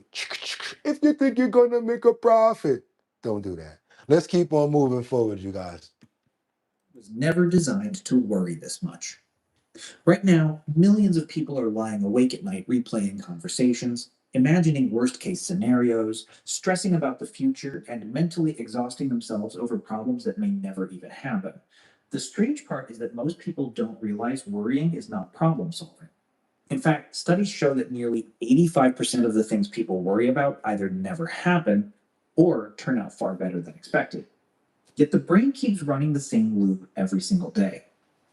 In this video, we're going to talk about how to stop worrying without fake positivity or unrealistic advice. You'll learn why your brain gets trapped in overthinking, how anxiety feeds on uncertainty, and the 7 practical steps that can help you calm your mind, stop negative thoughts, reduce stress, and finally start living more peacefully. These are simple mental shifts and habits backed by psychology, behavior science, and real human experience. And it makes a lot of sense once you start breaking them down, because repetition is basically what we do. We keep on repeating things because that's the way we were raised up. We process things a certain way. The thing that we need to do is break certain processes and change them so that we get better at it. Let's keep on going. Let's go. And the best part is, you can start using them immediately. Why your brain keeps worrying. Before fixing worry, it helps to understand why it happens in the first place. Your brain has one. Hey, Mr. Flesh Helmet, the backdrop is crooked and it's worrying you. Let me help you out because you was worrying me with that whack comment. Boom! Out of here. Let's go. Main job. Survival. Thousands of years ago, humans survived. We're going to talk about how to stop worrying without fake positivity or unrealistic advice. You'll learn why your brain gets trapped in overthinking, how anxiety feeds on uncertainty, and the 7 practical steps that can help you calm your mind, stop negative thoughts, reduce stress, and finally start living more peacefully. These are simple mental shifts and habits backed by psychology, behavior science, and real human experience. Let's go. And the best part is, you can start using them immediately. Why your brain keeps worrying. Why does your brain keep worrying? I told you it's a process, but I want us to learn how to break the process. Before fixing worry, it helps to understand why it happens in the first place. Your brain has one main job: survival. Thousands of years ago, humans survived by constantly scanning for danger. The people who ignored threats didn't survive long. So the brain make a lot of sense. The people that ignored threats didn't survive long. Look at that. Not paying attention, walking into things that they shouldn't be. The brain is processed to protect you. And always when you're bringing stuff in, it's always thinking about how can I protect this? How can I protect me from this? Right? So that's what it's always been about ever since the back in the days before we even knew what it was about. Let's go. brain evolved to pay more attention to problems than peace. The problem is that modern life rarely threatens survival directly, but the brain still reacts as if every email, exam, awkward conversation, health symptom, or financial issue is life-threatening. I got a text from Liberty. I'm like, oh my God, does it have something to do with this? Especially if you're already stressed out about something or if you already have something on the radar, it's easy for this to affect you guys. But these are the tricks to not keep on falling into those traps. That's why, and I'm learning too. Perfect by example. why overthinking feels automatic. Your brain believes worrying protects you. It thinks, if I keep thinking about this, maybe I can prevent something bad. But in reality, excessive worrying usually creates 3 things: mental fatigue, decision paralysis, and anxiety. A famous study from Penn State University found that chronic worriers actually tolerate uncertainty very poorly. They don't just fear bad outcomes, they fear not knowing outcomes.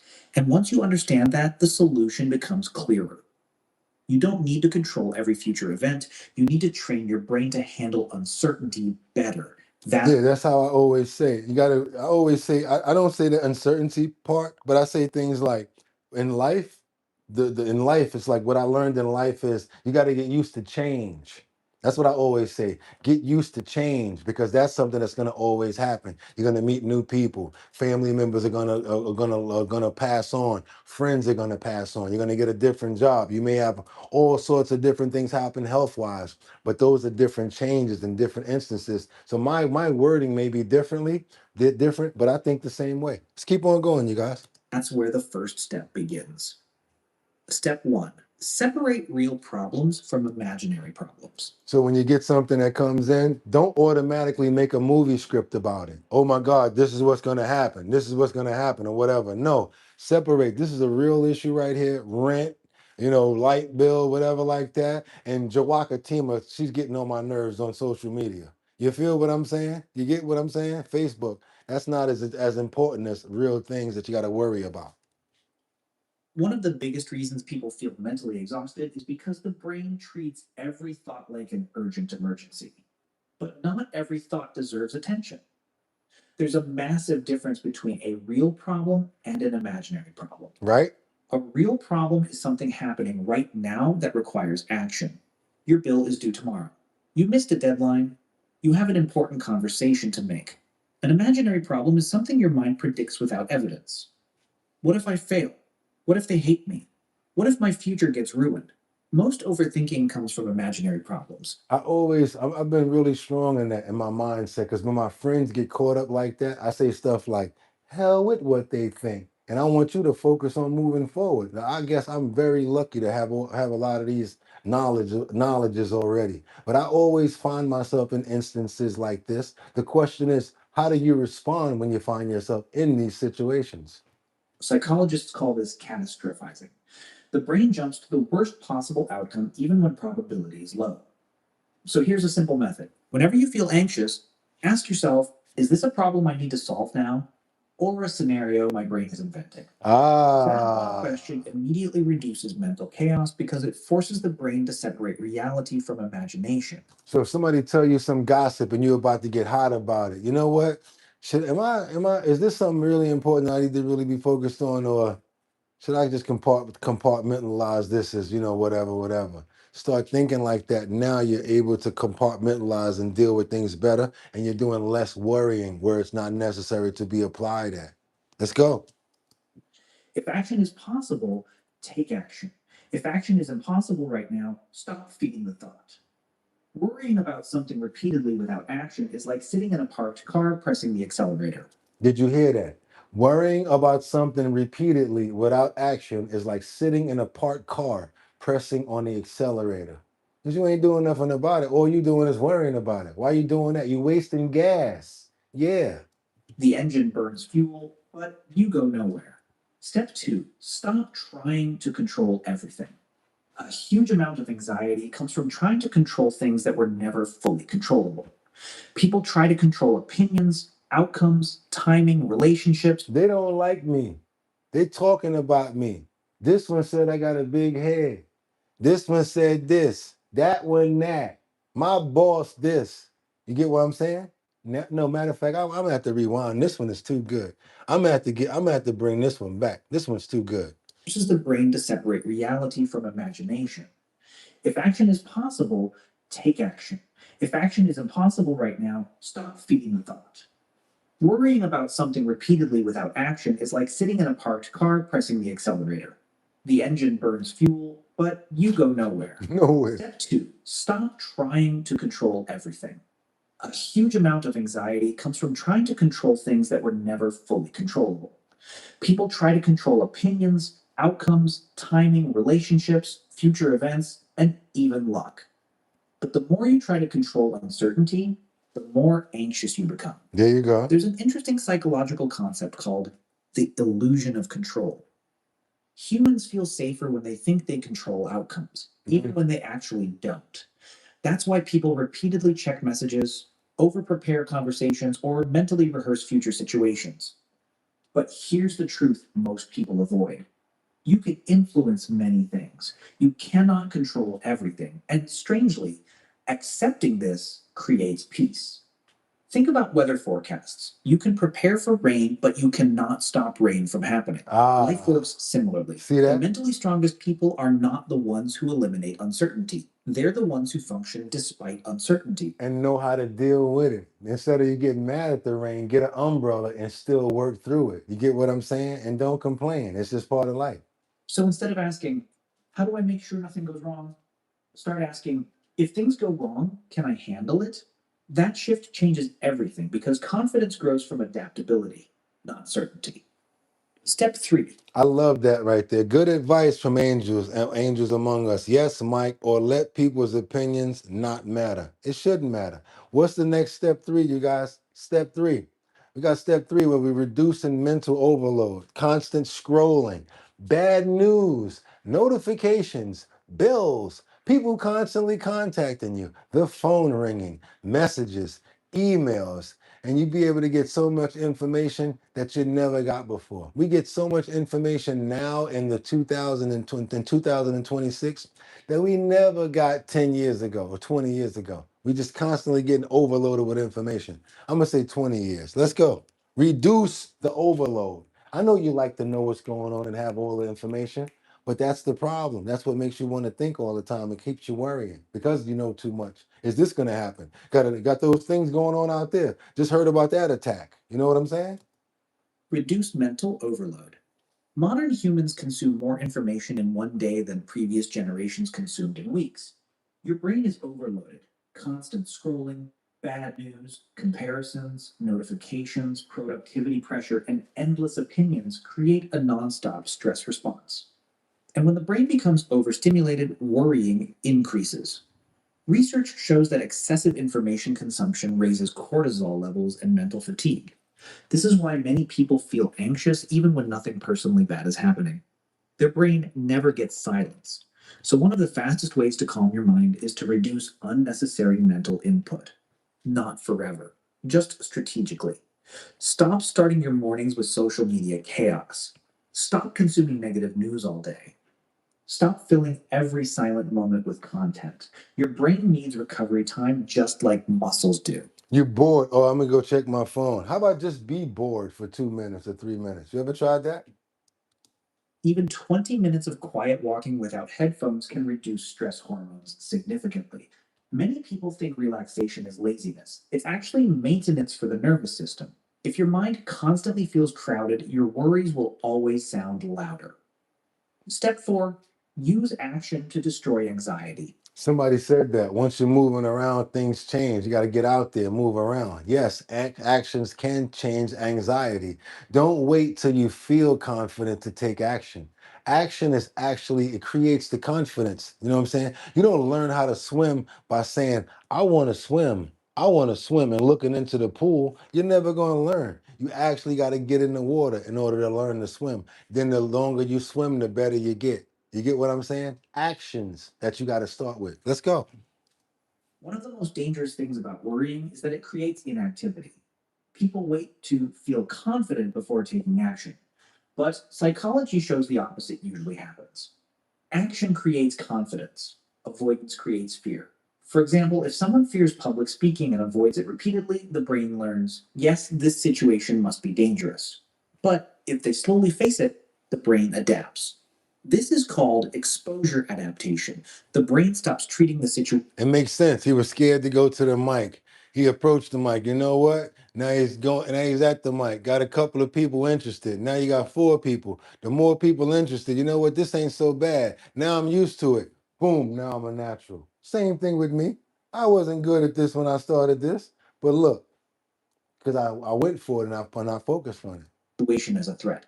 This works for almost everything: social anxiety, fear of failure, overthinking, career stress, difficult conversations. But you got to step in it to get better from it. The more you avoid, the scarier it becomes in your mind. The more you engage, the smaller it becomes. Albert. That's why one of the best ways to stop worrying is to move. Take the call, start the project, go to the gym, send the application. Begin badly if needed. Yeah, begin badly if needed. Like I done said, I want to do this, but I'm scared to do it. Next thing you know, I said, you know what, let me try to do it in AI. Then I did it in AI. I said, yo, let me actually send this. I sent it. Next thing you know, they was like, yo, we interested. I was like, wow. But if I would have never created the action and actually moved on it and been worried about it constantly, I would have never done it and never got out there. So yes, we need actions because guess what? And don't be scared to fail. Everybody fails. Everybody does. Motion interrupts mental spirals. Your brain cannot stay trapped in imaginary futures while actively engaging with reality. Step 5. Train your brain to stay in the present. Most anxiety lives in the future. Most regret lives in the past. Bomb. Where's the mic? Where's the mic? Here's the mic right here. That lyric that he just said right there, we call it a mic drop. Did you guys hear what he just says? You heard what he says? Did you guys hear that? Stay in the present, not in the past. You ever go hang around some people and they're like, yo, when I was little, blah, blah, blah, blah. Yo, when you was this and that, yo, I get that you like bringing up the past, but what about the future? What about where we're headed? Let's get out of the past and start focusing on the future. We do it, we reflect on the past, but we know that we have a mission over here. That's what I'm trying to say. It's cool to reflect, but we also keep on forging forward because the future, and then most of the time they say, like he said it, you said most anxiety lives in the future, but most regret lives in the past. Less stress exists in the exact moment. In the exact moment, you don't feel that stress. In the past, you were like, "Oh, I was stressed out about that." Future, you probably can prepare yourself for being like scared about it, but that's what we're trying to do. Untrain ourselves from that. Let's go. Very little stress exists in the exact present moment, but the brain rarely stays there. It keeps time traveling. That's why mindfulness techniques became so popular in psychology and therapy. Not because they are mystical, but because they force attention back into reality. And no, mindfulness doesn't mean sitting silently for an hour trying to empty your mind. Right. That's unrealistic for most people. A simpler method works better. Use sensory grounding. Whenever your mind spirals into overthinking, focus on physical reality.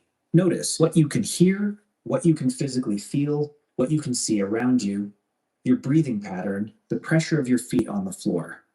This interrupts the brain's anxiety loop. Studies show grounding exercises help reduce stress because they pull attention away from imagined future threats. Your brain worries less when it reconnects with the present environment. That's why activities like cooking, cleaning, drawing, gardening, walking, or exercising often reduce anxiety naturally. They force And it's much healthier for you. When you get stressed out, you got anxiety, go work out, do some push-ups, turn that into something positive, do some jogging or something like that, sweat it out. the brain into physical engagement instead of mental simulation. Step 6, stop treating every emotion like a crisis. A lot of people panic not because of problems, but because of emotions themselves. They feel stress and immediately think, something is wrong with me. But So if you feel stressed, you're the one that's transferring it into the next thing that it goes into. You're the one that's producing it. You got to not treat everything like it's stress and making it anxiety.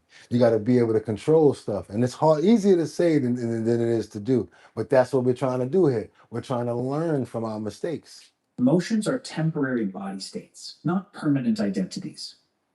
Anxiety increases heart rate. Fear creates tension. Stress affects digestion. Overthinking causes fatigue. That's normal biology. The problem begins when people become afraid of the feeling itself. Psychologists call this secondary anxiety. You become anxious about being anxious. Ironically, resisting emotions usually strengthens them. There's a reason quicksand survival advice says not to panic and thrash around. Struggling aggressively pulls you deeper. Emotions work similarly. Instead of saying, I must stop feeling anxious immediately, try, this feeling is uncomfortable but temporary. That small shift reduces internal resistance. It's how you bring it in, how you bring it in, how you accept it. And here's something important most people don't realize.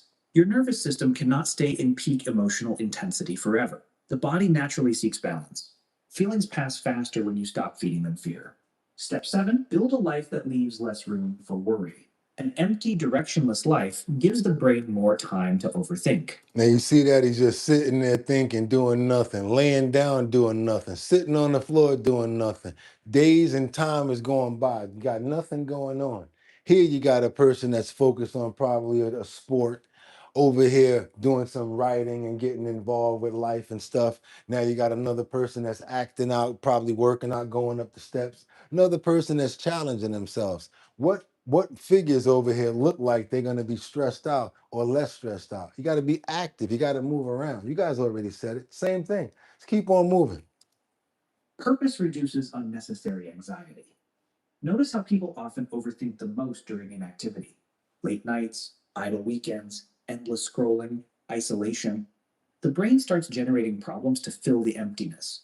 But when people have structure, goals, routines, relationships, hobbies, You don't have time for that because you got other going on. You feel me? Get some other going on. Let's go.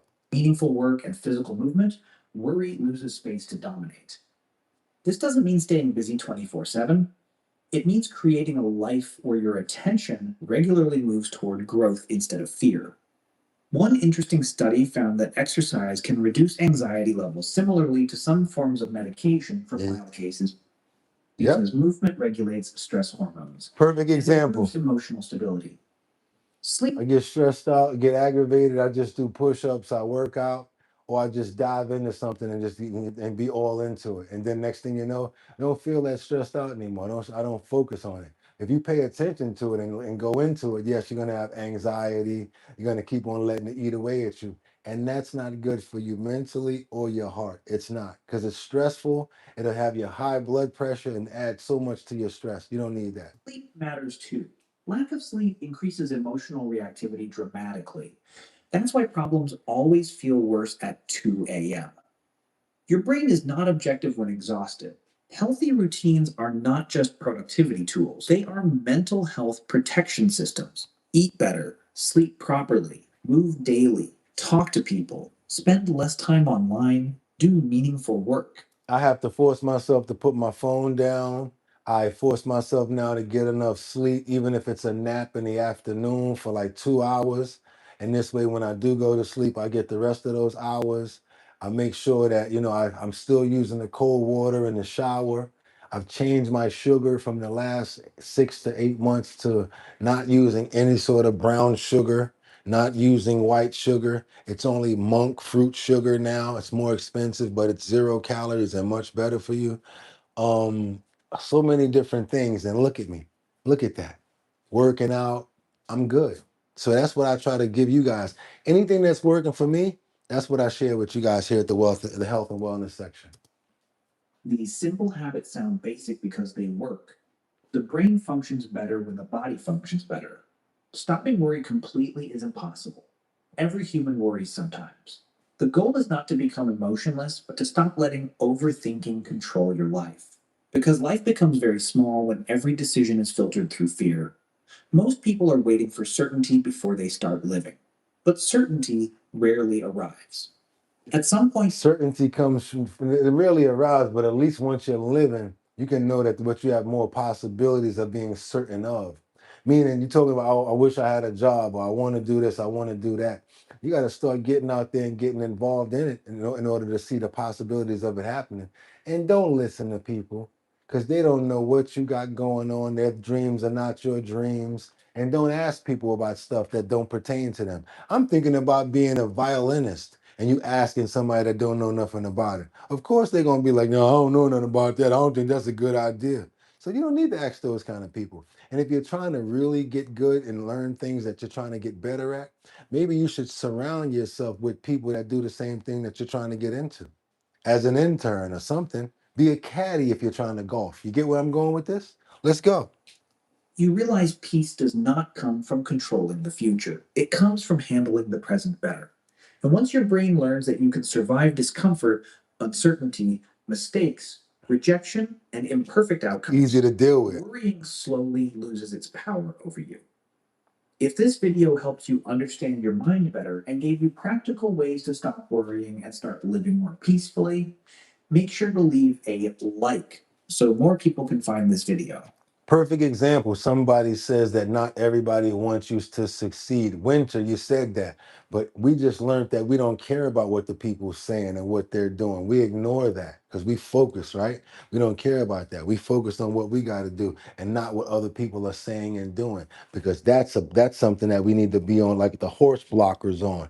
Only focus on what we got going on. There's always going to be that. And if you guys got a lot out of this video, which I hope that you did, in today's health and wellness section, it will be in the Discord. That's right. If you have not joined the Discord, what are you waiting for? We got a lot of members over at the Discord that put up information and videos like this every single day when we do health and wellness. We make sure that we put the video over there just in case you guys want to go look at it again, grab some notes. You don't always got to surf through the internet to find it. So what is it? It's why your brain keeps worrying about the things that never happen. Again, why your brain keeps worrying about the things that never happen. in 7 simple steps. If you guys feel that you got something out of that, I really appreciate you guys. I really want to know. Let me know if you appreciate that segment right there. I like to keep things going when it comes down to a couple of segments just to make sure that we're really going in and learning as much as we can. We talked about the brain, we talked about remembering, talked about those plastics, and since we're on that topic, I felt it only right to inspire you with these clips. That's right, you guys. Let's keep on moving forward. What do we got over here? Stay safe, Lisa. Lisa's out of here. Okay, Luigi, be good. Have a wonderful, blessed day, Lisa. See you later, because we got to keep on going. I know, I'm glad you stuck around for the health and wellness section, though. I like that. That means that you love the health and wellness section, and that means you decided that you wanted to stay around for this. But you know how we do it around here, you guys. It ain't over. What is it? The 500th episode of Our Bottom Line. And we're so happy to be here. Check this out, you guys. You know we never ended off that way. We got to get on into this. I want you guys to see this crazy, crazy situation right here. Wait a minute. Yep, let's do it. Let's do it. We're going to do it over here. We're going to do this one first. You won't believe this. I know you, I didn't believe it when I saw it. There was a dog that was lost. One of the dogs came back, but one of them, they couldn't find Peter. I don't know if the name was Peter or something like that, whatever this pup's name is. But the lost dog was found buried in a rabbit hole and finally goes home. You know we love our animals over here, you guys, and you looking for your dog, you wondering where it's at. You would never think that it's in a rabbit hole, which has been covered by a tree. Luckily, the other dogs warned them and told them where it was at. Check this out, you guys. Let's get into this story real quick right here. Cracker disappeared after escaping from her house with another dog. Now she disappeared after escaping from the house with another dog. The other dog made it home that same night. Now the other dog made it home that same night, but she didn't make it home. Her name is Cracker. She never came back. Cracker never came back. Video. Good girl. Hi, I'm Steve, and I volunteer with Drone Staff for Lost Dogs UK. He's Steve. He volunteers with Drone Craft, a care company that goes and looks for animals and people. They use drones to save save people. I think they're up to their 7,000th rescue right now. I wanted to share Cracker's story with the dodo. We immediately began searching the nearby farmland and open countryside using drones, but there was still no sign of her. The next day, we expanded the search even further. But they were looking for her with drones and they still couldn't find her. By late afternoon, we were almost ready to give up for the day when the owners of the dog suddenly became fixated on some rabbit holes. They said the owners of the dog suddenly became fixated on some rabbit holes. That's when we realised the Cracker was trapped below the surface. We started digging as carefully, quickly as we could. Oh, thank you. And the vets, just to get checked over. After widening the hole, we finally spotted Cracker's tiny nose nearly 3 feet underground. They spotted her nose 3 feet underground, you guys. Luckily.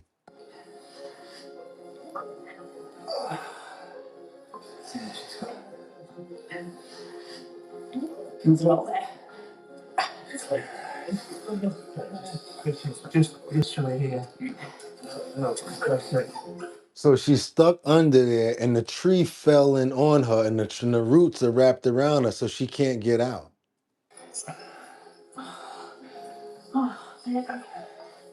At first, I thought we'd be able to pull her out right away, but we quickly realised the situation was far more serious. For nearly 20 minutes, we dug with our hands. For nearly 20 minutes, they dug with their hands, and she keeps on telling her, "Don't worry, baby, we're going to get you out of there. I promise, we're going to get you out of there." Carefully clearing dirt away from her body. Then we discovered thick tree roots wrapped tightly around her abdomen, trapping her in place. Come on. We'll get you out, darling. He's trying to cut the roots. Oh, yes, oh, she's out, she's out, she's out, she's out. Oh, oh, she's giving loads of kisses and cuddles. We're going to the vets now. We were all so relieved that we were able to rescue Cracker. It was an incredible feeling knowing she was going to be okay and reunited with her family. Yeah.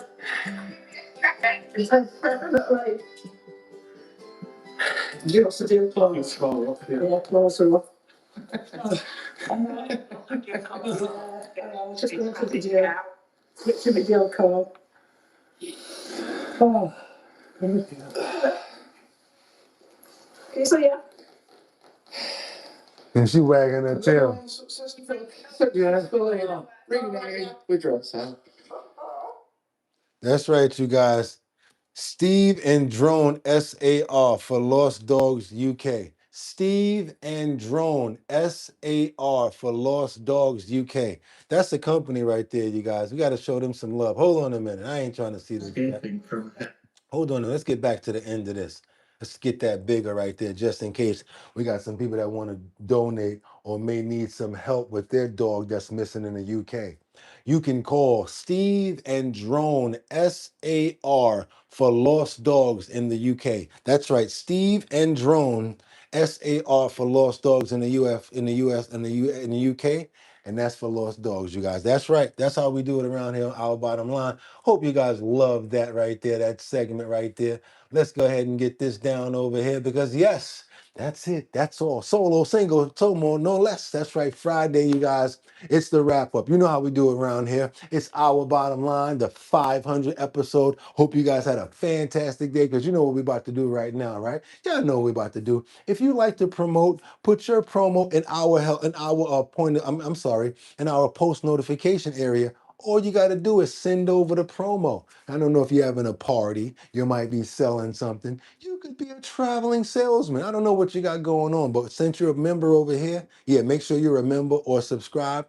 Send us over your promo. We will put it up in the post notification area so up to 72,000 people will see it. That's right. We'll put it up there. Only catch is you have to be a member or subscribe, and it's gotta be 1080 by 1080 size frame because if not, it's not gonna fit. Also, we'll put it up in the Discord as well. So if you got a promo, you're trying to get out there in front of everybody, like all of our bottom line followers. All you got to do is send it over to us at bridgethisllc@gmail.com. We'll make sure that we put it in the post notification area. Also, we got our own stuff going on over here. We call it the Show Your Talent search. That's the talent search that we're doing in Manhattan, Bronx, Brooklyn, Queens, and in Staten Island. And what does that do? You show us your talent and boom, you can make up to $250. That's right, you guys. After we get 5 people together, my mistake, 6, because we're allowing one person to come online as well.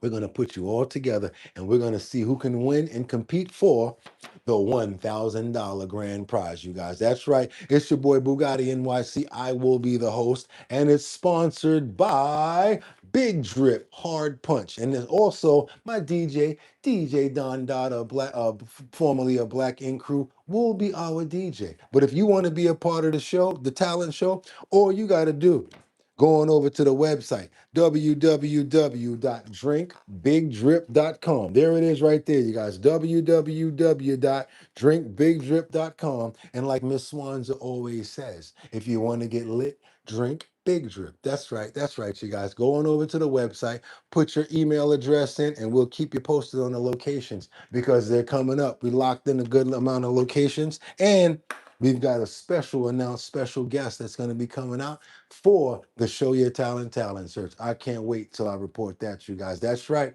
That's Friday for you guys. Just got paid Friday night. I'm sending Boogotti a super chat. Feeling right. And guess what?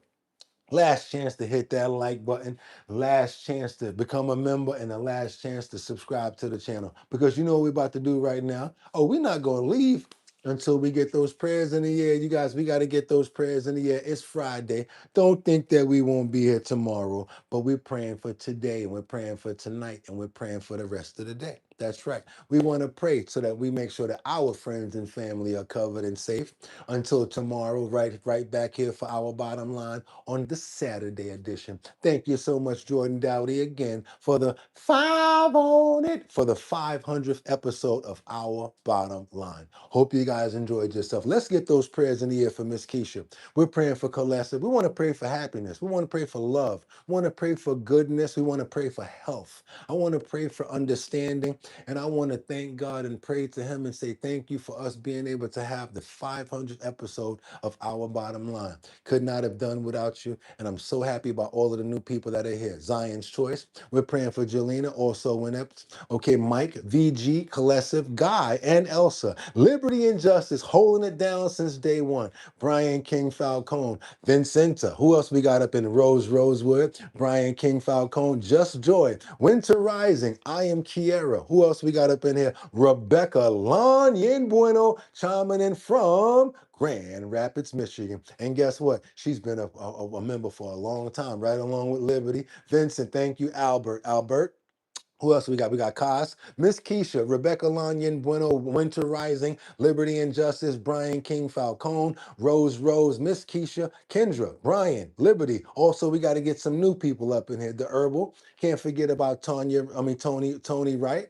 Can't forget about Mary Tanner, Rosewood. Want to make sure that you're in all of the prayers as well. Can't forget about Sam Champion, Mark Dorfman, Jeffrey Spilker. Can't forget about Colessive. Also, we want to make sure that we're showing Angels Among Us some love. Also, Winter Rising. Thank you so much. And my brother Casey Ramos as well. What's going on with Teddy? What about Terry? What about what's his name? Jeffrey. Can't forget about Jeffrey Spilker. That's right. We ain't gonna forget about our family up in here. Colessive, Miss Swanza, Jelena, also Winter Rising. I am Kiera, and myself, Boogotti. Thank you so much, and we prayed up.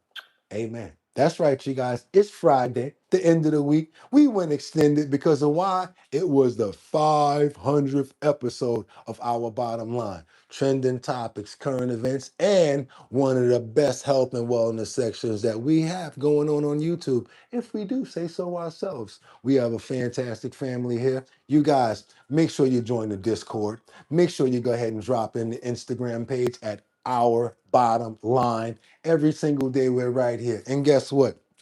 I'm going to tell you guys like this. Tomorrow we'll be right here for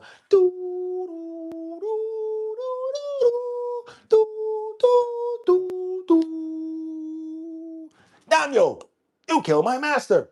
We will be right here tomorrow on Our Bottom Line for another segment.